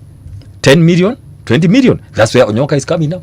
Because he's admitting he's getting some money, some free money. I don't know why I should get free money. Yet I have a salary, I have allowances, I have international trips, I have mileage. Okay? I know there are like three payments members of parliament get. They get the basic, they get allowances for sitting in the committees, for attending bunge, for going international. They have office money for the ground, for here. They have all these funds. I don't know why somebody can say somebody comes in and gives you 100,000. That is process. And you take for that is process of corruption. So that is where the Honorable Gachagua said senators were bribed. So now what is happening? Governors, they are stealing money. They are bribing senators, but because they are being asked for so much money, they are crying. So it is a mess. That's why we need to put our foot down and say the few voices that are there, that we believe standing for the people in that Senate should continue. The few, I said the few voices, very few, indeed very few, because most of the people there, they are braveable. They have a price. That's unfortunate, and that's what the Honorable Gachagua said about that issue. So I think I've made justice. So I've balanced it very well. Be careful. The moment you are asked, this is a battle here, governors are fighting Senate. No. In political science, we analyze to the last death. And what our analysis is saying, this battle has been cooked, manufactured, hatched, and is being engineered from State House to try to water down that oversight thing. Wow. Now, senators are falling to the trap, like Onyonga to say, even as we, no, stand firm. The people who are able to stand firm for oversight of governors. Okay. I think that's a good submission. Yeah. So, karibu sana Joshua. Thank you very much, Patricia. Yeah, you just found us underway. I am happy to meet my friend, Dr. Mbai. I'm just shocked at what he's talking about. No, you just come in. You should first of all take some breathe some fresh air. Okay. Ask myself. Don't be in a hurry to respond because you have not yet internalized what you are talking about. You should first of all come relax for 5 minutes. Trying to justify corruption in the Senate and saying that senators are being, that the accusation against Senate might not be true, and that means that State House is trying to take control of PAC. Okay, what is your take? Because we are just looking at the accusations that were made. It was last week, but one. Yes. So it's something that has been continuing, and the latest being the issue, what Onyonga said right here at Radio Generation, and what the governor said. Yeah, they threatened to mention some names, some of the senators who are harassing them and also who are asking for bribes. Yeah. So now, and the senators are so strict, saying that these people want to evade accountability. So I want to hear your submission around that. Yeah, one is that allegations of corruption has been made. The people who are making allegations of corruption, a number of them are not clean. That is the governors. There's a lot of corruption in county governments. And the body that we had expected to be able to dig into the corruption in county governments were the governors. Were the senators. But the governors are telling us that the senators are actually collecting money from them, that it actually becomes cheaper for them to pay the fine of 500,000 than paying extortion fees. That is a serious allegation.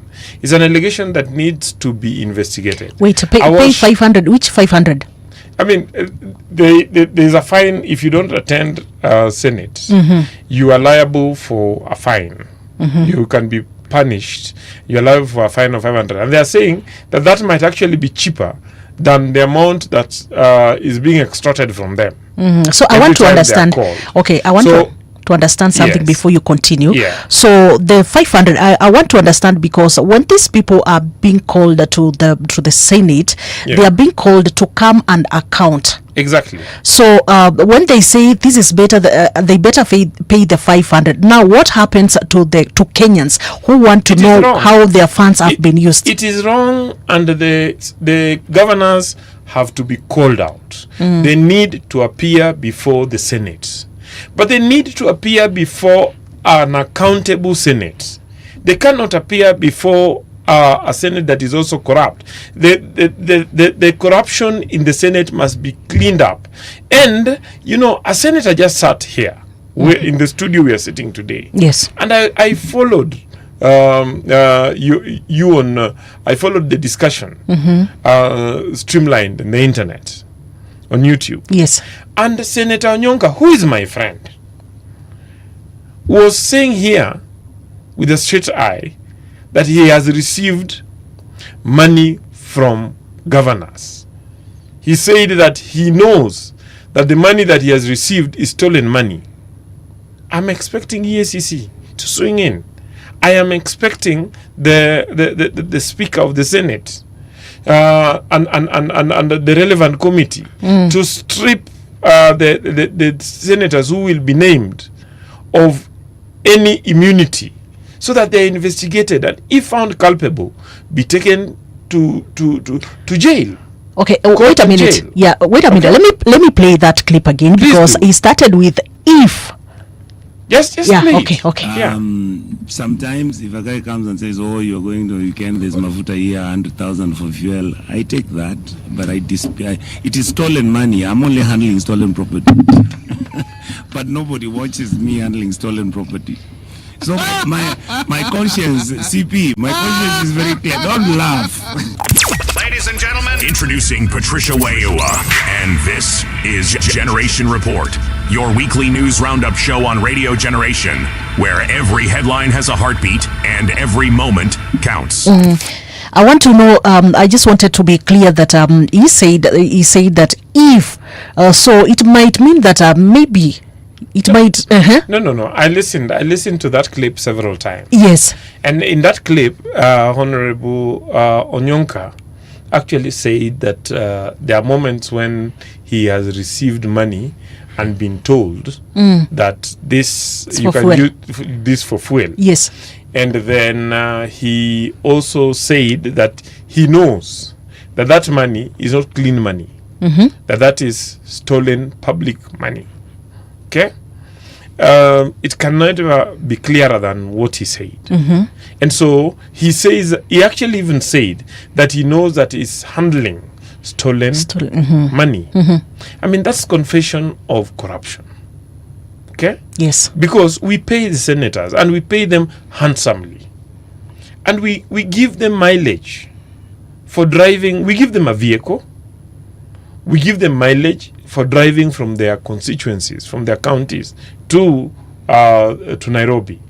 We pay for their accommodation in Nairobi. They do not need any other money. And we pay them handsomely. Okay? So this is indefensible, Dr. Mbaye. Yes.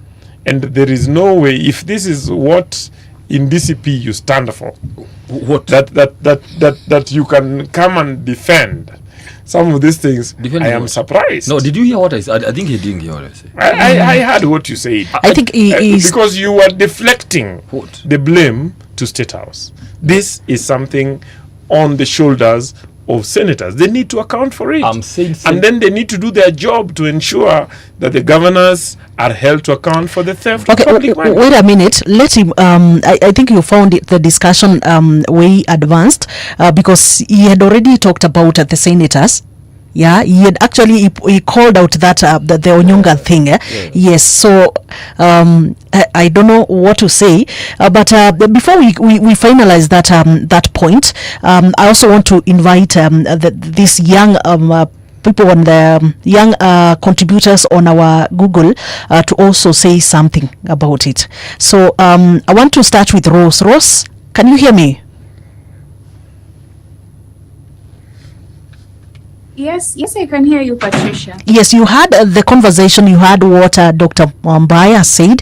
You also had what Joshua Nyamori has said, and you also had the clip that we've played. And you know what has been happening between the governors and the senators. What is your contribution? Patricia, the Senate of Kenya is not a ceremonial house. It is a constitutional watchdog. And its oversight role over county governments is not optional, it is not cosmetic, and certainly not negotiable. So when governors lament about being grilled by the oversight community, the question we must ask ourselves is, what exactly did they expect? Oversight is not a tea party. It is meant to, it is meant to be rigorous, it is meant to be uncomfortable and deeply interrogative because it concerns public funds. Now, Patricia, counties receive billions from the national government, and that money belongs to the wananchi, not the governance as personal entitlement. Therefore, the Senate has both the moral and legal duty to ask hard questions. So what I can actually add again is that after this oversight role, the question that I ask myself each and every time is, what is also the role of the EACC and the ODPP? Because after the oversight role, we don't see anything happening. After the governors have been held culpable, they have been found culpable in the oversight community, we don't see anything further. And that is how corruption goes on and on and on and on. It is something that will never stop because they are not put to accountable and the consequences do not affect them. That is the only contribution I can make, Patricia, on that particular issue. Thank you. Thank you, Rose. Let's hear from Okite. Thank you very much. I think on the matter of corruption at the Senate, all parties are as guilty as charged because I don't think the governors would be giving money if they had no reason to give money. And I don't think the governors would also make an accusation if there was no accusation to be made. So we might not know whatever goes on behind the scenes, but my thinking is that both sides are accusing each other of what they are actually doing. But I want to agree with my sister Rose, as well as my senior Dr. Mbai, in each of what they have said. The fish rots from the head. We have seen, for the first time in this country, we are having a regime that is not even attempting to fight corruption, not even attempting. We have an EACC chair who has come and told us publicly that we should pray for corruption. That is the kind of mess that we are in. I am glad that the Inspector General this week said that he will personally arrest, the governors who refuse to go to the Senate and take them there. I am hoping that he lives by that promise. I think it's the right time that we have an interagency cooperation so that we have remember what the Senate is doing is not of its own making, but the Senate is simply interrogating the Auditor General's report. And as somebody with I can tell that the Auditor General's report is usually a consequence of the financial statements that have already been prepared. So if a governor feels attacked because of the financial statements that they have already prepared by themselves, then that should not be a problem of any person. It is high time that as a country, we called out our leaders so that we have a collective fight for this. But more critically, we must call out the highest echelons of power because they have really failed us in terms of fighting corruption. That's my submission for now. Okay, thank you. Thank you so much for your submissions.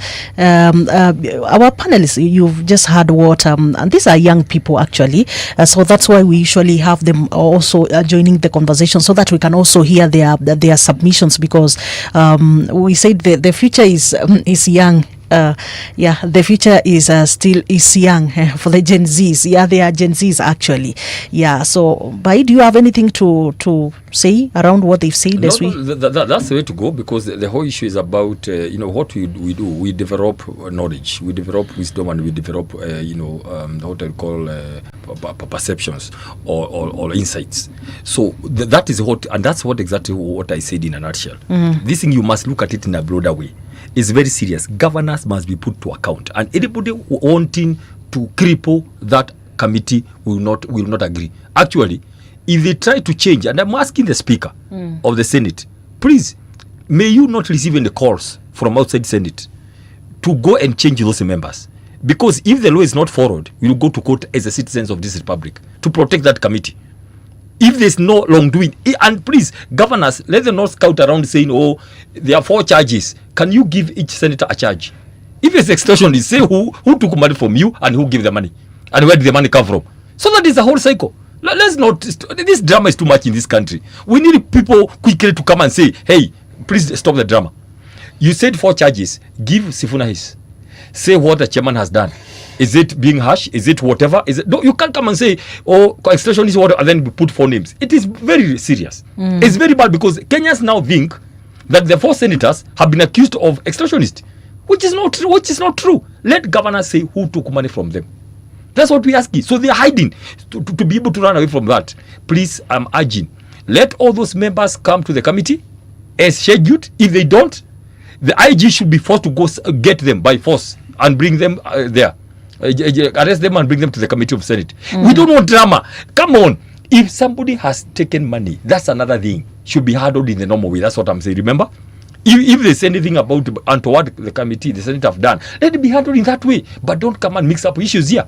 And that's what I'm saying. I'm warning. Please. Because we look at things from 360 degrees. I'm just warning. Why the fight? This committee has been there since 4 years ago. Right? Why now? Governors have been going there. Why these multiple fights against Sifuna from 3 sides? One of them being in that committee. Jarango says he wants to be senator. Sifuna is removed. Sifuna here again, extortionist. So that Kenyans can begin seeing he's a thief. Come on, we know these things. Okay, is it possible that we subtract politics from there and get to the issue of accountability? Now, thank you so much for that question. Senate is political. The president is a politician. NEC is political. So you can't remove Jarango is a politician. You cannot remove Sifuna from the politics of the day. That's why you call me here to give you another insight that you may not know. Yes, that's why I went to school to study political science when others were studying veterinary. Because there's an insight I may have that may help you. We must talk. Let me tell you, we must talk these things very much so that Kenyans are enlightened and they make their own decisions. Remember, me talking there doesn't mean it is a truth. I can pick a Bible. I'm just doing analysis. Yes, analysis is analysis. It's my opinion. I don't know why Nyamori has a problem with my opinion. He should give his own opinion. Then Kenyans can say which opinion is stronger. Okay, let's hear Nyamori to finalize that. Dr. Mbai, I've studied economics and finance and law. Okay, so I know what I'm talking about. Now, the other thing that I would want to tell Dr. Mbai, you see, the problem in this country, whenever an issue about corruption is raised, people politicize it. I mean, as I stated, governors are corrupt. I mean, counties are losing so much money in corruption. Governors need to be held to account by the Senate. And then those who are found culpable need to be investigated by EACC, taken to court, and taken to jail. And but as this is happening, it should not give an excuse for incidences where senators have been named of corruption. Those investigations should proceed concurrently. Agreed. And I'm asking that Senate should investigate.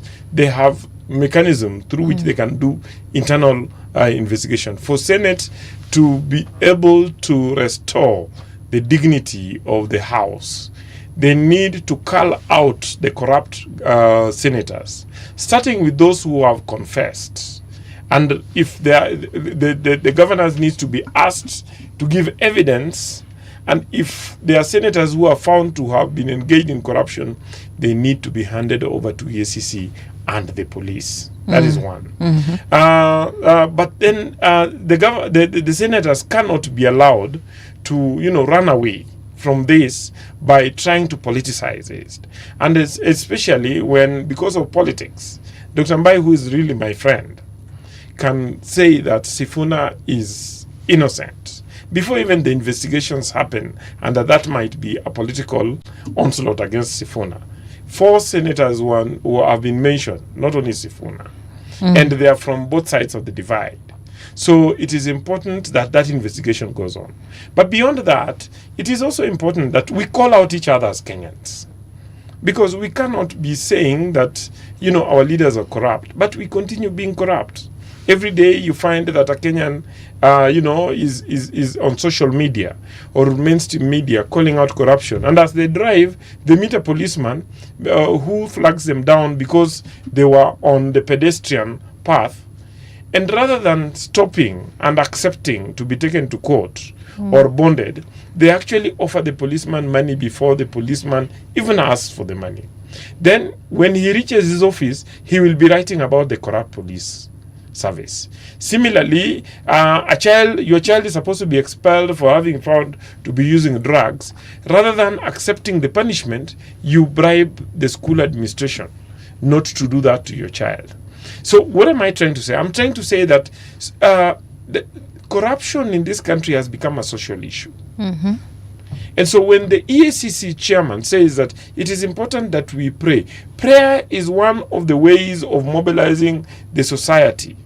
And, the civil rights movement in America, Martin Luther King used the Bible to mobilize Americans on civil rights movement. And very many times, the clergy have mobilized us towards a certain direction. It is important that we use all mechanisms to mobilize the country against corruption. Because even as we call on our leaders not to be corrupt, the very Kenyans then expect these leaders to bribe them so that they get elected. Okay? So, each and every one of us needs to take responsibility. Okay?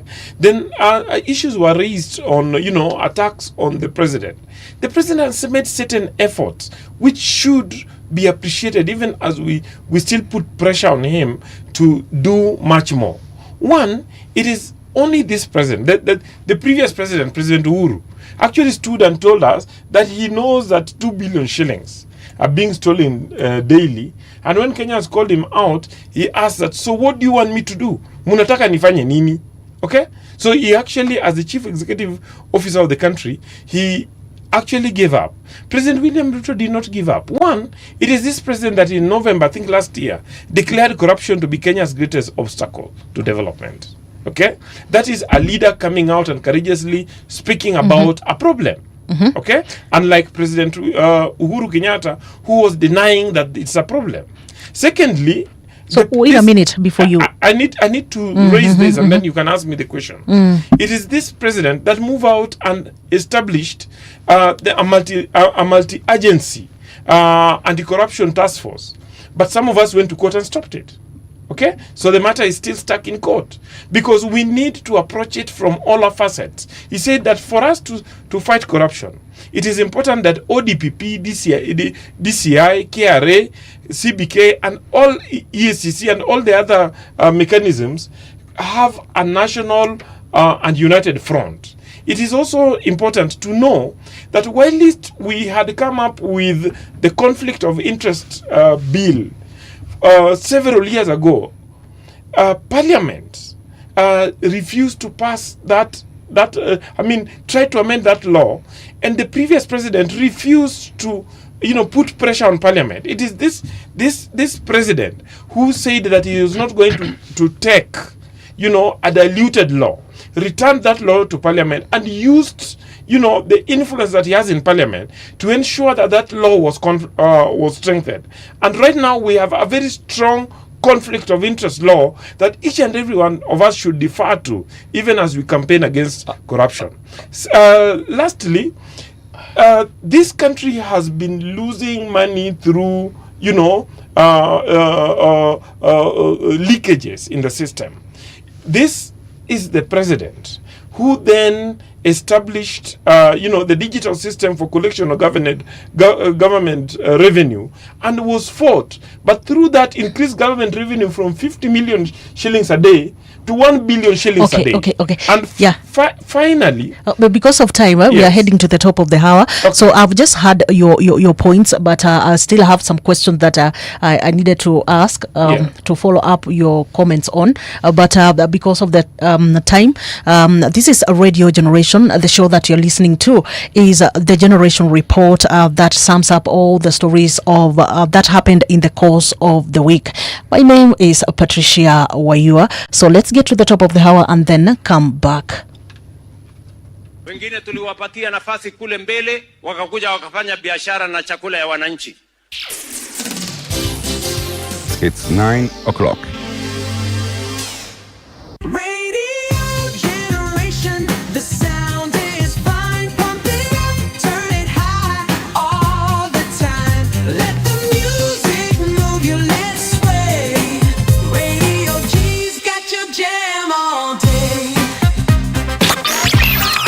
Radio Generation, the home of urban soul.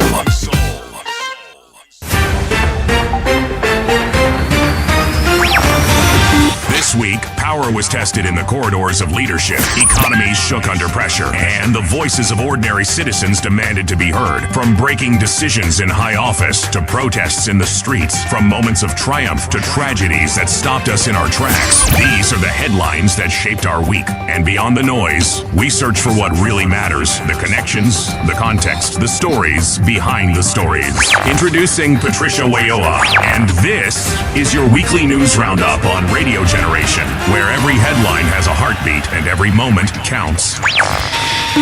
Well, we are right back. This is the Generation Report, like you've just heard.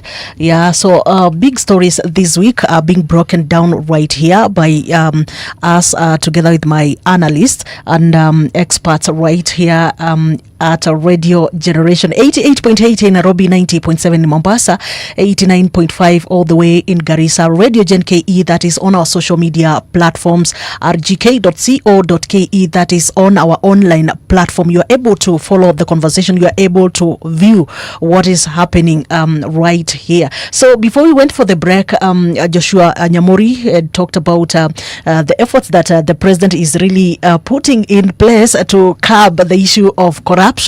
But before you continue, I had a question. There's a time when the president came out and said that the house is so corrupt. But then after that, I remember some of the members of parliament and some of Kenyans daring him to mention who are these people who are corrupt, and some of them challenged him. Let me tell you. Yeah, some of them challenged him. You know why he didn't mention? Yes. He never meant to mention. You know, we know how the president thinks. He was meant to scare them, to put them against Kenyans, that I would say that you are corrupt. But why he didn't mean to finish corruption in parliament that's why he didn't give the names. Because if he was serious, he would have given the names and then action would have been taken. But he wanted to scare the institution, so the institution would buy fear. Then they would look bad in the face of the people, so he can be able to manipulate them. I'm just telling you. I'm here to do analysis. Yes, sure. You get the point. Because Kenyans were like, President, thank you so much. Who are the names? He couldn't, even today. Why? He won't use that as a card. Like, you know, guys, Kenyans are beginning to see you are corrupt. So please, whatever I want, you must pass it. And that's how you are able to control both houses of parliament. So let me tell you, Nyamori is my good friend. We meet sometimes and we take tea in some places. But let me ask you, Nyamori talks like he believes what he said. And he knows he doesn't believe what he saying. When you say that the president stood and admitted in his third year as president, Surely that is something you ought to have known 3 years before you became president. When Uhuru talked about corruption, and then when you took the Bible, you should have known what to do with corruption. And do you know what it is? Well, I believe in God. I believe God can change people, but on corruption, hang people, not praying for them. Hang people. Like Singapore, they'll be tenders about and China. Hang people because corruption is and do you know the problem why with corruption? It is perpetuated with the people who are very high up there. Of course, the 50 shillings for the policeman is there, but you know what? Corruption, the fight against corruption should start from the top. And I can tell you today, Patricia, if the president today says he doesn't want to see any policeman receiving a bribe or any Kenyan giving a bribe, that thing will die one day. I can tell you, the power of the top. All these are shenanigans. These are stories. When a president comes 3 years into his presidency, says, you know, I want to admit corruption is a national scandal. Oh, corruption is a national disaster. What you are admitting that you are unable to tackle corruption. Why? Because it's part of it. How? Listen to this. No. Wait a minute, Patricia. Allow me to respond. We, since Jomo Kenyatta, nobody ever built a hotel inside the migration path.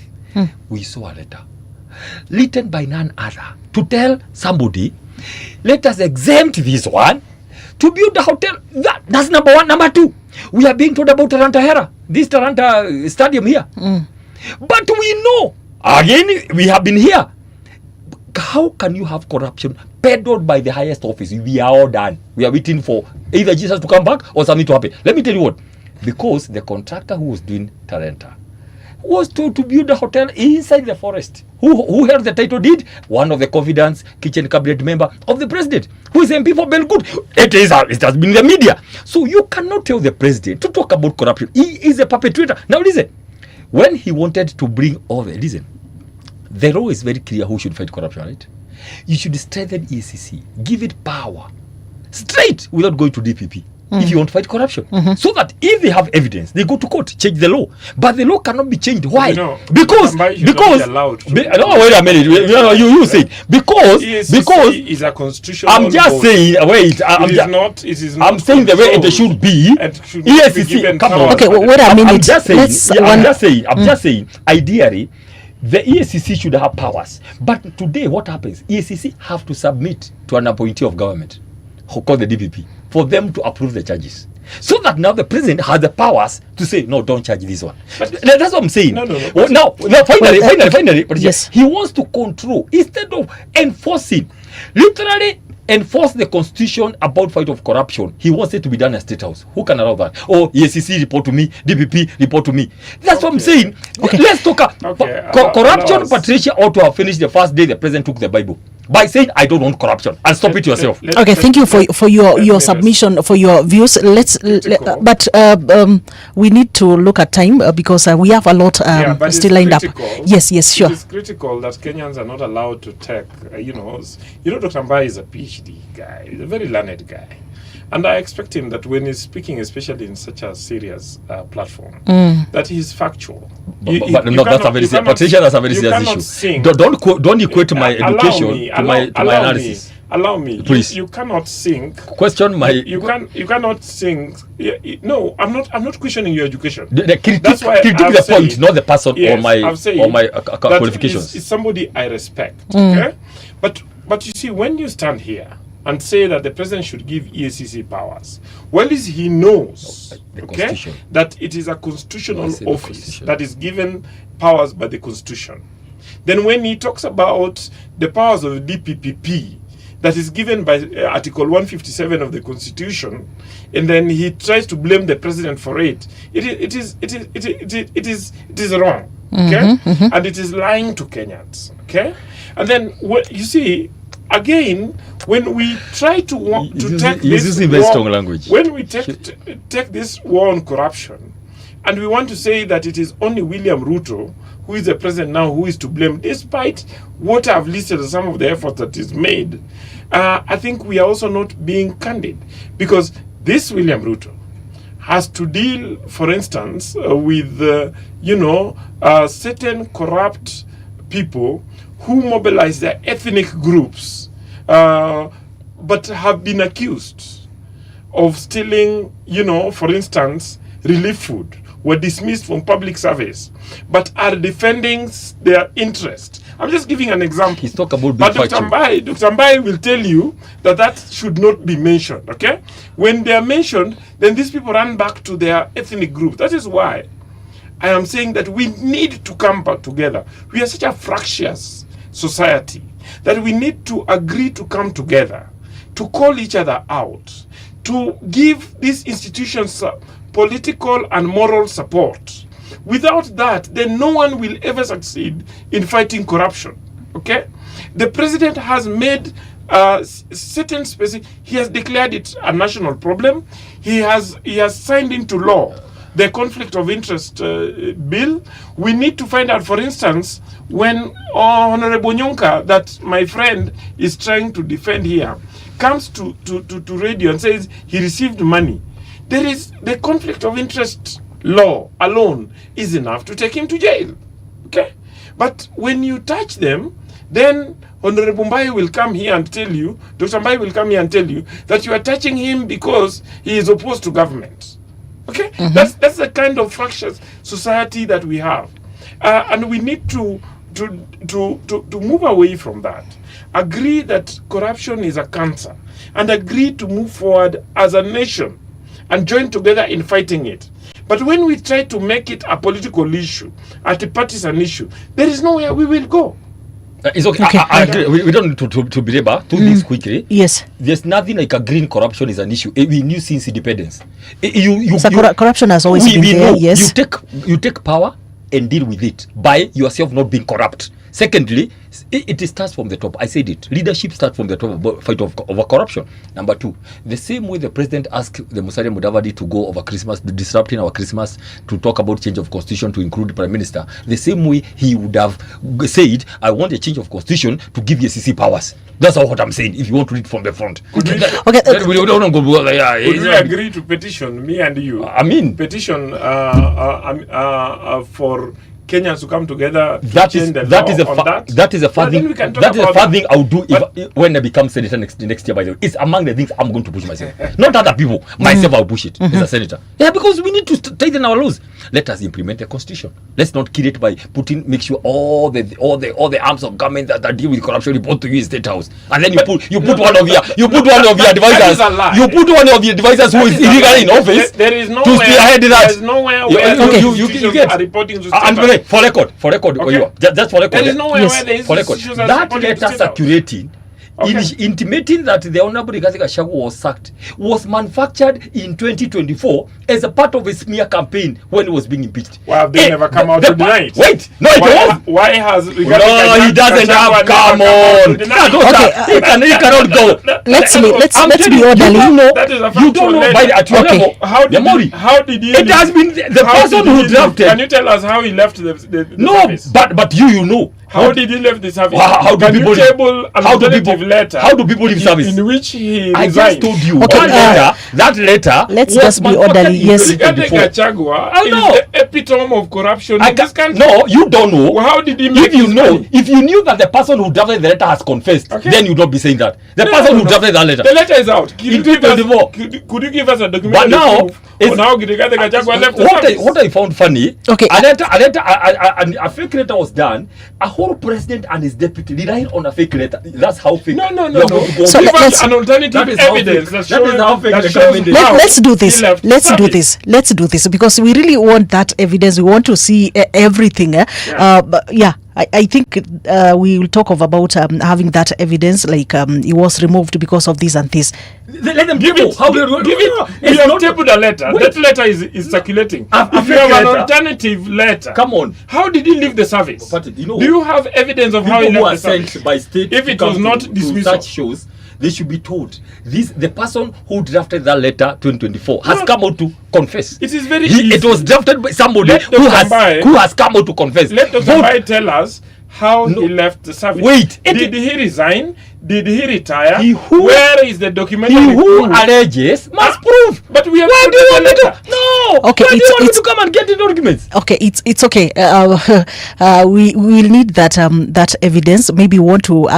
Personally, I'm going to follow up on that and see what you people are really. Yes, how he left office, because some of the accusations that we had the other day, the president saying while he was in Mandera. Yes, during the Nyota project. Give us his letter of resignation. Do you know what? Or his letter of no. Okay, that's fair enough. Let's talk about something else. Yeah. Let's just talk about something else, because I'm not seeing an end to that conversation, that discussion. So about last week, but one, somebody went to court to challenge the president and other leaders of using the state house for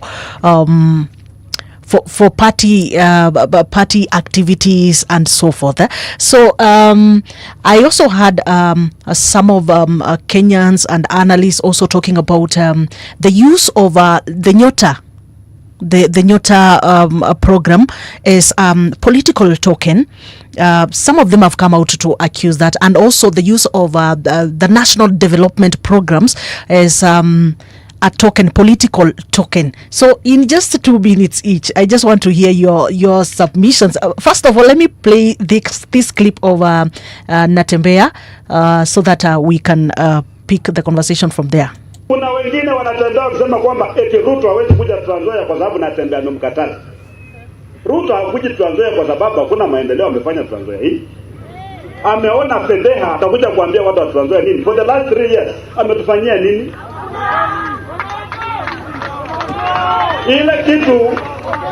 Ile kitu ambayo Ruto amefanyia watu wa Trans Nzoia, sababu nakumbuka ni kunishika mimi, si ndio? Ama kuna ametufanyia.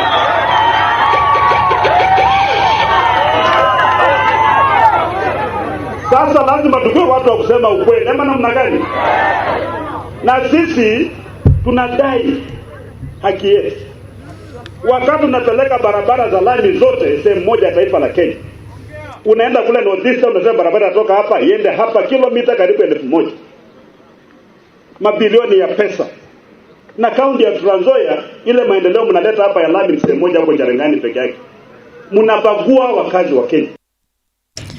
Well, you've had Natembea there, and I just wanted to just combine it or join it with what also the former Deputy President Rigathi Gachagua said about the projects, and when he called on the president to declare the national drought, the famine, that the drought that is in Northeastern is a national disaster or something, and also when he said that he should stop using this program that is from World Bank as a political token to the people, and it's something that many people have also talked about. So I don't know what are your submissions around that, and let me start with Okite, who is online, so that now we can come to you. So, and we check on time because we still have a big topic that we need to look into. Yes, Okite. Thank you very much. On Nyota, there is no country in the world that has ever developed from tokenism. It's a wrong model. It's really, in fact, it's bad economics, and we could argue on and on with that kind of economics, even with Nyamori, who has stated here that he studied economics, but he knows that it's wrong. Nyota is a loan facility, and we are going to repay it at some point. So the right thing should have been to be able to create a value chain, use it to create a value chain reaction that would be able to give back to the economy. But as it is today, we are looking at a situation where the president is simply using it to, as a form of tokenism.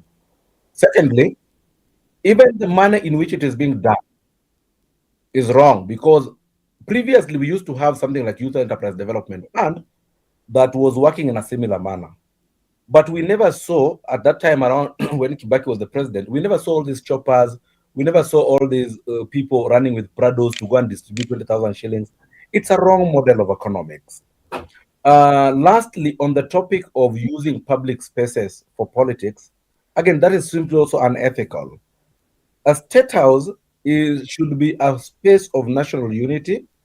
Whichever side of the political divide you are in, you should not be able to support the use of state house for partisan politics, because there could be somebody else who is the same services of state house, but is also on the other side of the divide. So I think those who have gone to court, and I think our courts will determine that the use of state house to carry out political activities like rallies and distribution of funds and so on and so forth is an illegality.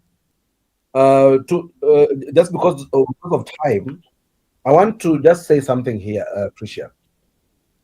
Mr. Nyamori has said that the president has fought corruption because of the influence in parliament. I just want to ask him, why did the president use his influence in parliament to be able to change the act to allow EACC to be able to prosecute? Because if that is the conundrum to corruption, and at the same time the same president has powers, why then doesn't he convince the parliament to offer EACC the powers to prosecute, as opposed to creating another agency which is outside the constitutional framework? I think these are the kind of pretense that we need to just forget about in this case. But I will wait for his response. Thank you. Ross, are you there? Yes, I'm here, Patricia. Okay, give your What submission. I'd like to say concerning the Nyota Fund, I tend to agree with my predecessor. Indeed, this is something that is tokenism, and tokenism will never take us anywhere in this country. And I tend to relate it with the 10-point agenda, the implementation of the 10-point agenda. Why is it that they are so serious about it? 2026, this is an agreement that was year back. So in 2026, if already it is implemented, then it is something that is used as a political language. You did this, so please vote for us. That is something that will never ever take us anywhere. And I tend to ask the same question that Dixon asked to Nyamori. He said that he influences parliament, and he has talked about corruption. 11 billion on the Shah scandal. That is something that was lost under our noises, no accountability, no anything. At the same time, we have the EGP system, the one for procurement in counties. It is something that was declared constitutional. If indeed the president is using his influence, then he ought to use his influence to enable these laws to come to action. So those are the questions that I'm also asking governance expert Nyamori. Thank you. Thank you, Ross. Let's hear from Daktari here, so that, and we check out our time. I'm so much on the time because I know. Let me be candid. Yeah? Mm-hmm. One, the issue of use of state house for political activities. We had the first president, Jomo Kenyatta. He never used to. We had Moi. He would go. You remember the pictures? He would go to KICC to have his KANU meetings. Okay. Uhuru Kenyatta. We had Kibaki. Now, I'm asking, are you saying you are the only now person who has come since independence who can defy everything and go literally people with caps? You know, that is a hallowed ground. That is where diplomats come, ambassadors, visiting presidents. Distinguishing between you as a party leader, and that is wisdom that comes from God freely. And God says if you are short of wisdom, you ask for it. From God, He will give you. Simply distinguishing between those loans of State House, they are meant for visiting presidents. Diplomats, you know, going to have, but you cannot have the same place with a political. Just kindly have another room, have another venue when you are a political leader. Go and wear your yellow and go there. That is simply political hygiene and mannerisms, which we are taught from school, primary school. So by the time you get to be presidency, those are virtues that should be ingrained in you. You should not be taught by anybody. That's why we are shocked, all of us, by the president that we have, because there are some things like state capture, you know, corruption, you wanting to have private interest in public programs. Those are things by the time you become president, you should be weaned off. Like Kibaki, the guy by the time he became president, he didn't have any need for anything. Even named after a road, he didn't have. He was above. He was a father. But here we have a father who is tiptoeing to the fridge at night to go and steal milk and bread meant for the kids. That's why we are shocked, all of us. Quickly, no, I promised to be short. Okay. Number two, on that one I'm done. So the court will decree that please go find another venue. Finished. Number two, this issue of Nyota. Let me just tell you. And the beauty about this, I like what they have just said, Rose and Okite. Because these are the people this Nyota thing is meant for. And they are saying it is a bribe. They are saying it is wrong. So just what she's saying. Is this the president we elected? Can we have a better president? Because the amount of money that will be used to go and deliver Nyota. Remember, this is half of the money. They will do another round, appropriately around August, near the elections, to try to blame the young people. But the young people are saying, if you are not able to structure youth fund, women enterprise fund, Uwezo fund, Hustler fund sank with 11 billion. Taxpayers' money, Hustler fund. Do you hear him talking about Hustler fund? It is sunk. This is another scandal. And they were hiding it. Until now, even the State House bloggers, they admitted it is a loan. That, can you imagine? But you go take a loan, come and give it as free gifts. Who is fooling who? This is a failure of governance, a failure of understanding what needs to be done. These are bribes, and the young people are not foolish. They know you killed them, 160 of them. They know what you have messed up. The 1 million jobs are not there. Instead of empowering them, Patricia, you are sending them to Russia to be killed, then accusing them of being killed. Remember, government is the one that has recruitment agencies, right? The recruitment agencies are licensed by government, but for information, they are owned by who is who, the labor, the export companies. Then you go there, the young people at gunpoint, they are told to sign contracts in Russia. Who is supposed to be the father for them? The recruitment agency should come and say, excuse me, the job I recruited this guy is not military. It is housekeeper or a security guard. But they are watching under the supervision of the government. Then Musalia comes, accuses them of dying, accuses them of going to die. Who these young people didn't go to Russia knowing they are going to be recruited for the army. So what am I saying about young people? Young people know all this. That's why I'm asking the young people. The 8 million young people who didn't really see a reason to vote. 2022, remember? 8 million never voted. Most of them are young people. The millennials. I'm requesting you this time, please find a reason. The 6.3 that we are going to ask to the new voters, please find a reason to take William Ruto home. Now, I have been very brief. So please, Jambo, be very brief. Okay. Be very brief. Are you done? I think be very brief. Are you done? Yeah. Okay. Now, can we make it 5 so that 5 minutes so that now we can remain with 30 minutes to do the Azimio? Second 10 minutes. Give me 10 minutes. And I want to respond to issues from the three of them. And it is important that we, clarify some of these issues for the public to be properly informed. Sure. Okay. Now, when I think it was Dick and also mentioned by Rose, mentioned the issue that the president should have used his influence to then, talk to Parliament, for Parliament to, change the law or to allow EACC to prosecute directly. I would want to let them know that this is not possible. Okay? Because this is a constitutional provision. It's an element of the provision of the Constitution that can only be changed by a referendum. Article 157 gives the prosecutorial authority to only the ODPP, and that cannot be negotiated in Parliament or in any other forum. So if we want to change it, let us then, go into a referendum and change that aspect of the law. I personally do not think that there is a problem in that. EACC's role is investigative. And EACC does not have the professional and even the infrastructure, professional skill, or even the infrastructure needed for prosecution. The Constitution has already given the EACC, the ODPP that mandate. And you remember that previously even policemen could prosecute.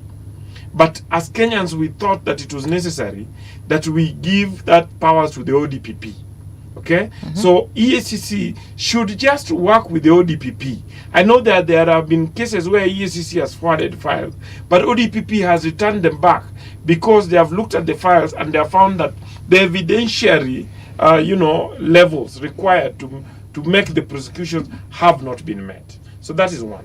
Two, on the issue of the 11 billion in the SHA issue, that was not corruption that was committed by government. There was no money lost. That was the fact that SHA rejected claims by hospitals amounting to 11 billion. So basically what it shows is that the system for detecting and rejecting of corruption exists and it is working. And rather than using it as one of the examples of corruption in government, we should use this as one of the systems that the president has then developed that has prevented corruption, where NHIF was being used to siphon money out of the public without offering services to the people. Now, with regard to the issue of Nyota, I would want to ask my colleagues to understand that the concept being used for Nyota has been used again and again, especially in economies that have gone through depression. And that in economics, I am happy that we have young people connecting online. Read about an economist called called Keynes. I think it's called Maynard Keynes. And Maynard Keynes spoke about if an economy has gone into depression and there is no money in the pockets of the people, what the government needs to do is to find a way in which people can then get money in their pocket and start spending that money. Because money only grows when it is spent. It multiplies by it being spent through buying and circulating. Yes. Okay? And so, in fact, Keynes puts it in a very interesting manner.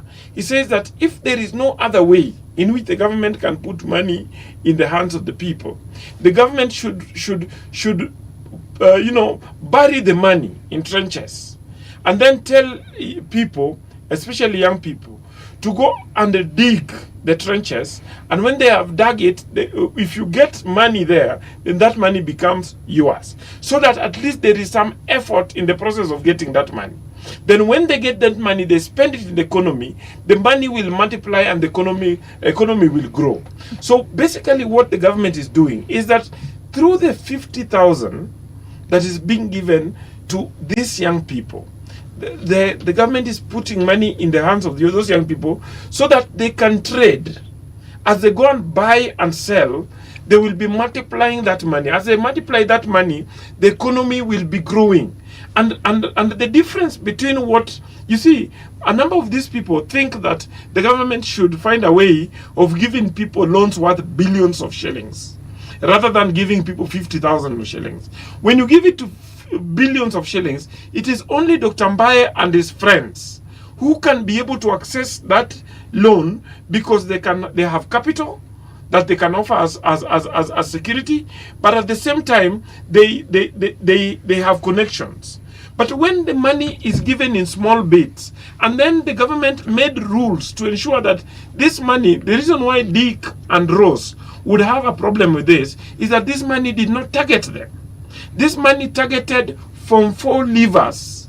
It did not target people who have gone to university like Dick and Rose, because Dick and Rose may have other alternatives, and the government has actually provided other alternatives, so that even those downtrodden in the true spirit of bottom-up approach also are able to get some money. And when we say that, let me finish. I don't know, Patricia. Allow me to finish that. Nobody believes what he's saying. Allow me to finish. When those young people get 50,000, it might not make sense. 22,000, let's be clear. It is 22,000, but there is another 22,000 that is available. The president will go around again. And the whole country again with choppers. Please allow me to finish. When they get that money, and they spend it in small businesses here and there, it makes sense to them, but it can't make sense to Dr. Mbaye, because Dr. Mbaye told you there's somewhere we don't have tea with him. It's at the place where Dr. Mbaye has tea, 50,000, they will have tea, 5 people, and the 50,000 will be gone. For these young people, 22,000 shillings is sufficient for capital to get things, sell, and get profit, even if they get 10% of profit.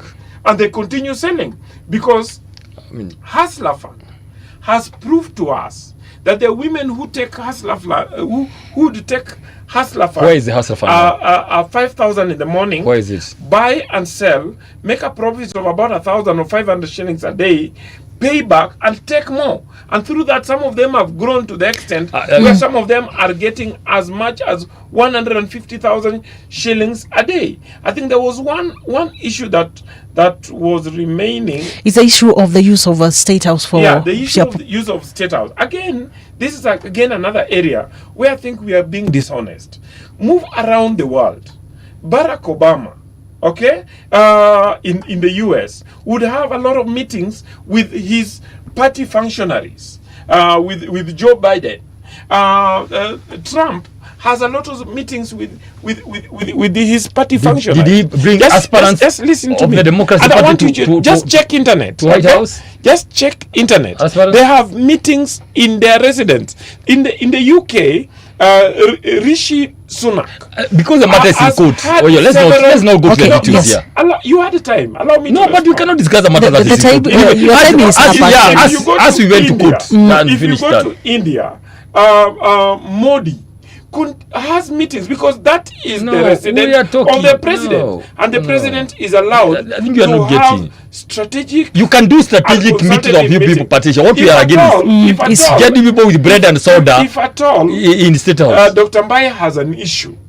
They should just write to the state house controller. No, we are in court. Come on. Ask the state house controller that DCP is also requesting to meet the president in the state house lobby. We are in and you will be given a chance to meet the president. I think that is fair enough, because the matter is still in court.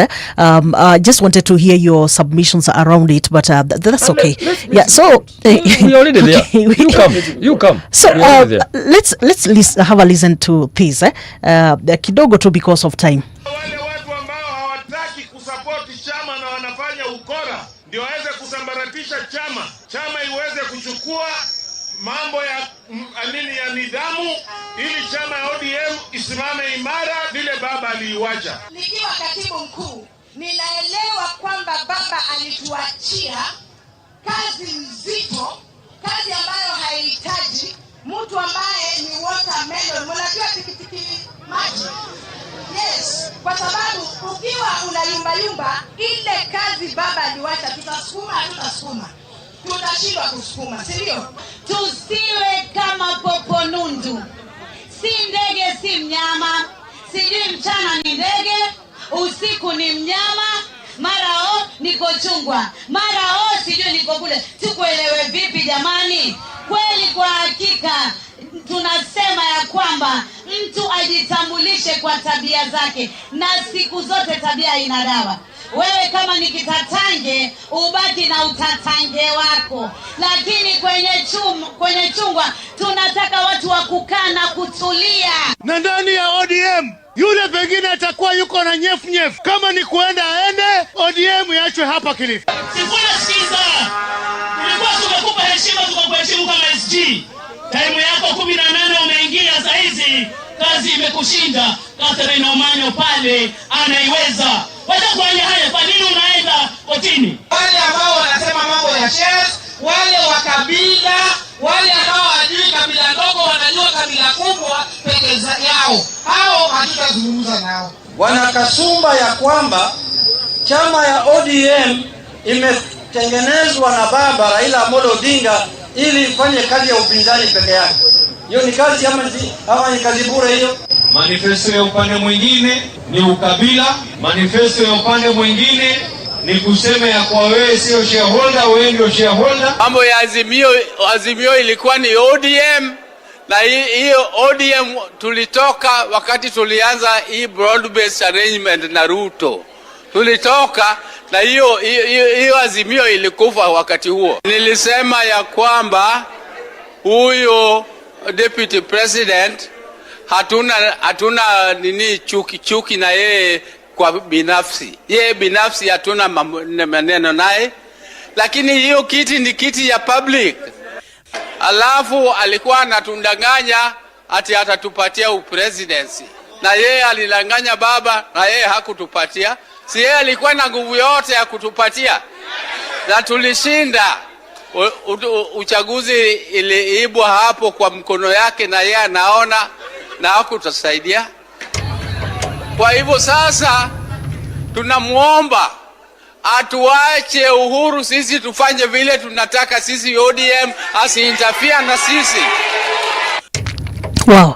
Yeah, those are comments or statements from different ODM leaders, and significantly the party leader, the current party leader, Dr. Oburu. The NEC meeting that happened early this week, we saw the outcome, the removal of Sifuna. Of course, I know Amata is still in court, and after that, there's also the issue of Azimio. I had already mentioned about the issue of Azimio, the breaking of Azimio, and the claims by, actually not claims, ODM really forms the major party in Azimio coalition. So they said that they needed to be included. Now, I just want to give each and every one of you like 5 minutes each, actually 3 minutes each, to give your submissions so that now we can wind up with this one topic, because we have few minutes. We have like 21 minutes remaining. So I want to start with Okite on our Google Meet. Thank you very much, Tricia. I'll go to this topic, though. Before I go there, I'll use my 3 minutes to correct a few things by Nyamori. Nyamori, the matter of amendment of the EACC does not fall under the basic structure doctrine, and therefore it does not need a referendum. So that was a wrong statement to make in a public radio. So if the president is willing to correct, he can correct. Secondly, I also want to say that when you are quoting serious economists like Maynard Keynes, if you look at the theories of Maynard Keynes, and particularly if you look at his book of on employment, interest, and money, he does not encourage what the president is doing. He actually encourages production that then leads to consumption to be able to revive the economy during a depression time. But that was a topic for another time. For this particular moment, on the matter of Azimio, ODM, and so on and so forth, the truth of the matter is that ODM is confused. They don't know why they lost that election, and I've always said that ODM lacks research. I don't even know who the head of research in ODM is. They are constantly... Okita, we can't hear you. Right now. Mm-hmm. Can you hear me now? Yes, yes. I'm saying that ODM is confused. Dr. Buru cannot say that Uhuru allowed the election to be stolen in essential President Ruto of stealing. That election was never stolen. The reasons ODM and Azimio as a whole lost that particular election has nothing to do with Uhuru Kenyatta. Uhuru Kenyatta did not make Mombasa County to vote only 161,000, which is 25% of the entire registered voters, to Raila Odinga. Uhuru Kenyatta did not make the turnout of Ukambani to come from 76% in 2017 to 62% in 2022. That was not the role of Uhuru Kenyatta. Uhuru Kenyatta did not make Kakamega County, which is one of the most popular strongholds of ODM, to vote at partly 58%. Uhuru Kenyatta did not do all these things. It is very important that ODM defines what exactly made them lose elections. Number two, and even as I conclude, ODM also is confused as far as where they want to go is concerned. They want, today they are saying they don't want deputy presidency, tomorrow they want deputy presidency, tomorrow they want power, tomorrow they want to be in broad-based government, and so on and so forth. It is important that the leadership of ODM sits down, defines exactly what they need, and then develop a strategy around it. Otherwise, they're going to lose. The truth of the matter is that ODM is going to fall apart. I have always argued, and I've said it before, I theorize that we are going to have 4 factions of the current ODM. Okay. Before 2027. Thank you, Okite. So before let me just conclude on this. But before we get there, it's very important that they get the act together and choose a way in which they want to negotiate and table the concerns that they want to negotiate with, as opposed to rhetoric. Thank you. Ross? Thank you very much, Tricia. I'm also going to use my 1 minute to retort back to Nyamori on he posited that for an economy to grow, we need to put money into people's pockets. I am not an economist, but the little knowledge I know from economics is that for an economy to grow, you have to invest more on the people. And this is where the aspect of education comes in. For an economy to grow, you need to create a conducive environment and for institutions to work. Now, let me talk about the Sifuna issue and the ODM issue. The ongoing tensions around Sifuna within ODM, it is just not about one individual. It is a litmus paper for internal party, litmus test, for internal party democracy in Kenya. And political parties are expected to be primary schools of democracy. If democracy cannot thrive within them, then it becomes hypocritical to expect it at the national level. And what we are witnessing is a classic tension between party discipline and freedom of expression. On one hand, parties must maintain cohesion, parties must maintain ideological direction and collective responsibility. And on the other hand, suppressing dissent, especially from senior elected leaders, it raises serious questions. So if Sifuna is being punished for being outspoken, then it sends a chilling message that critical voices are unwelcomed. And if, however, the party is acting within its constitutional mandate, then it must demonstrate procedural fairness and openness, not opaque disciplinary maneuvers. And by this, I mean him being ousted as the Secretary General, it was illegal. Did they follow it was unprocedural because he was not given his fair hearing. Okay. Thank you. Thank you. Yeah, thank you. Let's get to Daktari. You have your 5 minutes, then him 5 minutes, we finalize. Good. Let me say this. Yes. People should learn to live alone the former president. He's not the president. He served his time and he left. So I don't know, people are panicking. The moment Uhuru Kenyatta is mentioned, the government and its siblings and people like ODM, and they panic so much. I don't know why. Yet they are saying, oh, he was there, he didn't deliver the presidency. Then why are you so much concerned about him? Then you are in the presidency now. Then go and do it. Then let's meet at the ballot. That's number one. Number two, let me tell you what I think. Raila Odinga, his last speech was very clear. Mm-hmm. And I can tell you today, this is what was in the heart of Raila. Raila was either going to vie for presidency under ODM next year, mm-hmm. or use that party to go to the opposition. Raila was not going to aid into government. Take it from me. His body language, how do you know? Sifuna and Babu. Raila used to encourage Sifuna and Babu. Mm-hmm. One unique thing about Sifuna is not now he has started to say one term. Sifuna was opposed in the presence of Raila. He was opposed to the issue of the election of William Ruto in the presence of Raila. You remember there's a time that for sure Sifuna was going. Yes. What did Raila say? He stood up and said, whatever Sifuna says, mm-hmm. it's the position of the party. Now look at that. So that now, Patricia, let me say this. If Raila was taken out, if Raila was killed, he was killed. I said if he was killed. We are still waiting for the prayer by Manara, who killed Amolo. If Raila was killed, it's because some people felt this guy was not going to join the government. I can tell you that's why. Whatever they do about Sifuna, the little people who believe in ODM, mm-hmm. they know that the person who is talking the language of Raila is Sifuna. Mark my words. Babu Wino, Orengo, and Nyang'nyongo. The people who are talking the heart, the people can lead that, the millions of people, the followers of ODM, right? And that's why I can tell you this today, Patricia. If elections are held today, 70% of the members of ODM would go for one term. Because they can decode the heart of Raila. I can tell you that. And it's good to mention today here, we all respect Ida as our mama. We respect Ida as our mama. Her taking that position is her taking the position. We bless her. Right? Mm-hmm. The millions of ODM members are still in one term. It doesn't matter. They bless Mama and said, it's okay. It's you have suffered a lot. It's okay. The same way in opposition, when Raila came from AU, we said, Baba, we had asked you to come to opposition, but you have decided to go to government for now. I can tell you what the ODM people said, Patricia, is that last time they lost elections in 2022 out of association with Uhuru Kenyatta.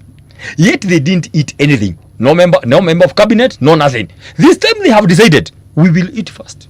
And then that's why they say, we will cooperate until 27. Because the kind of card they are playing with William Ruto is up to 20. Nobody is saying what will happen. On the other hand, the president is so eager to solemnize the marriage. I hear they have been given a deadline of May 6. He's a technical team. Nyamori is working around the clock. He's always trying to put some papers together because President Ruto has given them a deadline because the president can sense that they are playing him, right? He can sense they are playing him. That's why Oburu was speaking very fast and made a party leader even before people could confirm that Raila is dead. Right? Nobody had confirmed the leaders, but Oburu was already a party leader. People asking why. Because president can sense he's being prayed by ODM. They want to eat ambassadors, parastatal chiefs, tenders, everything else. Then finally they leave. That's why they want to ceremonize the certificate of marriage. At least there will be a divorce. It will not be. It will not be come we stay. Right? I'm giving you now this analysis. Now therefore, all Kenyans, if you ask them, now it's not by talking. We do analysis. Ask any Kenyan, they know the person who gave money to fund the neck is not ODM. The money came from somewhere. Kenyans know, it's not me talking, it's there. Kenyans know that the president is so mad, is so much on this ODM thing, and he's the one who ordered Sifuna to be kicked out. But I can tell you this. Now, let me surprise you. The neck people who sat in Mombasa, they suddenly didn't tell the president that, Mr. President, we did what you told us, but we know we don't have the certificate. Today, what has Ida said? Please, this is Baba's son. Sifuna is Baba's son, and when the father goes, you don't chase the kids. I can tell you Sifuna will remain the SG, and finally, the ODM will join the united opposition. Nyamori here will be our technical team. He will join me in the technical team when the right time comes. When the right time comes. Okay. Because they are all in silence because they are eating. That's the point. I've summarized for you everything about Sifuna, ODM, Azimio. Listen, light 90 days. They should light now, say they want to exit Azimio. There's no shortcut. And that's what the president doesn't want to hear, because he wants to hear this thing getting done. 90 days have to lapse before they exit Azimio. That's what Madakarua did. So there's no shortcut. These things are so clear, and I'm happy because I can be able to analyze them. I can see them to the end. Look at the urination that was given during the burial. Look at urination Uhuru Kenyatta was given. Kalonzo Musyoka. These are the people in opposition. That's where the people are. It's really, and by the way, Juneta, these people know that. But now they can't talk much because they are called every time to state out that woman is changing hands. It's just a matter of time. By December, everybody will win. Okay, thank you for your submission. So for Nyamori, also 5 minutes so that we can wind up. He has taken 5 minutes actually because he started at 50. Yes. Okay. So it is important that I respond to a few things, then move forward. I would want to invite Okite to read the General Theory of Employment, Interest and Money, published in 1936. And I quote a paragraph there, if you allow me verbatim, where John Maynard Keynes actually settles this debate in a very brutal clarity.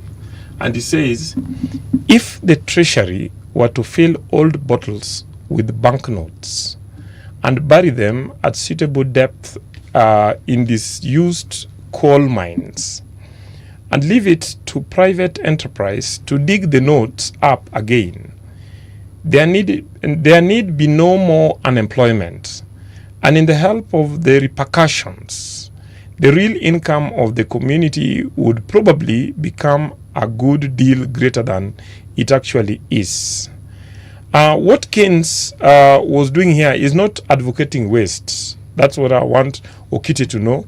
Keynes is actually explaining the multiplier effect in economics, and that income injection matters fast, that employment and circulation of money revives economy long before an economy is perfected, and that these staggered government initiatives like Nyota, like the Hustler Fund, like, you know, the employment in affordable housing programs, and like the employment in agriculture, employment in the road networks, the upcoming SGR, and so on, are means of putting money into the hands of the people.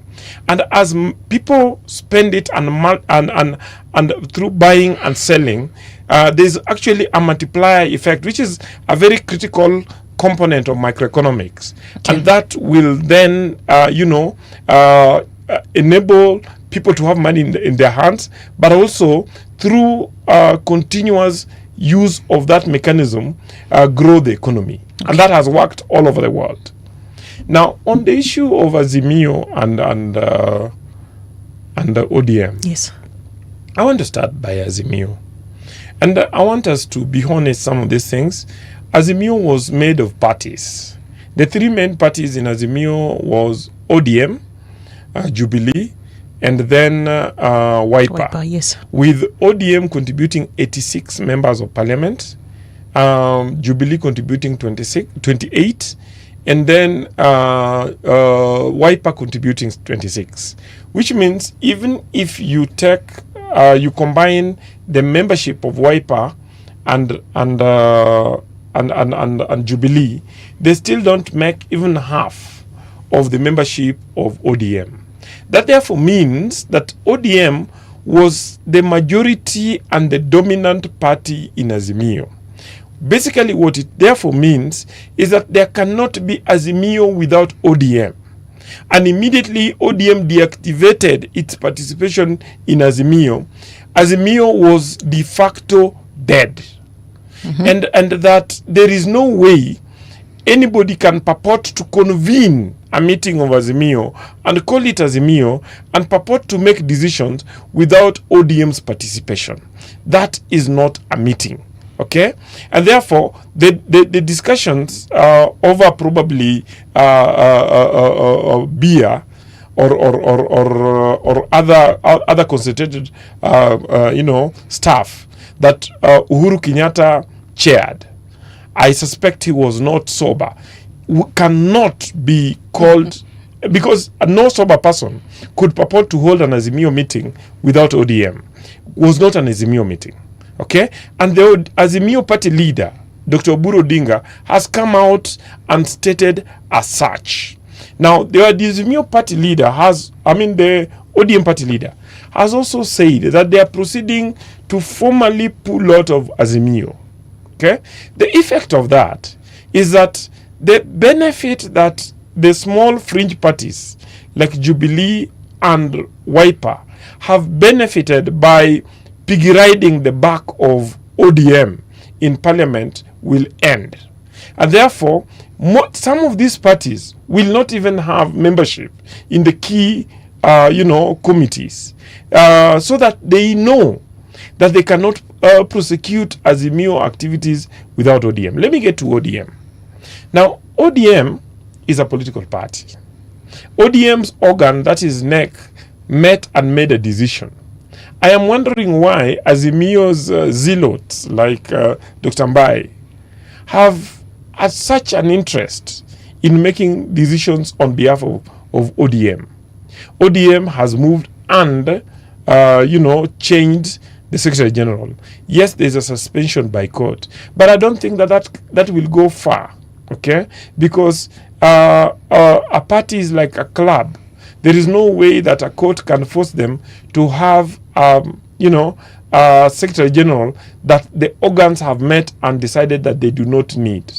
Now, with regard to the future of ODM and the future of the broad-based government, the two parties are consulting and have agreed that they are strengthening their relationship that will end up in a coalition.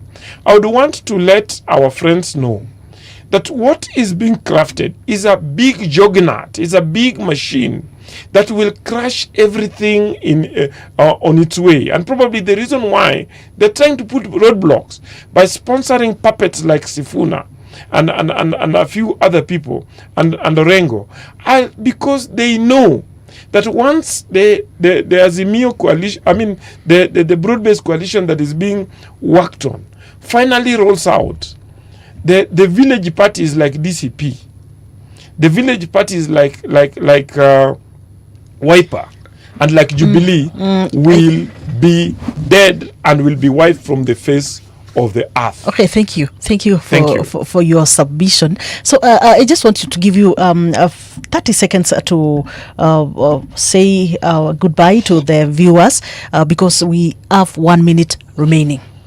Start with the ones on Google Meet. Okay. Hello, Patricia. Yes. I really don't have much to say to you. Okay, thank you. Okite? I don't have much to say today. Okay, thank you. Thank you very much, Tricia. Appreciate our viewers, everybody else. I hope that you and I can get a podcast so that I can educate Nyamori on the concepts of John Keynes. But that is for another day. But it was a good discussion. Thank you very much, gentlemen and lady. Thank you. See you next time. Nyamori, in seconds, because we are already out of time. Yeah, I will want to come for further discussion.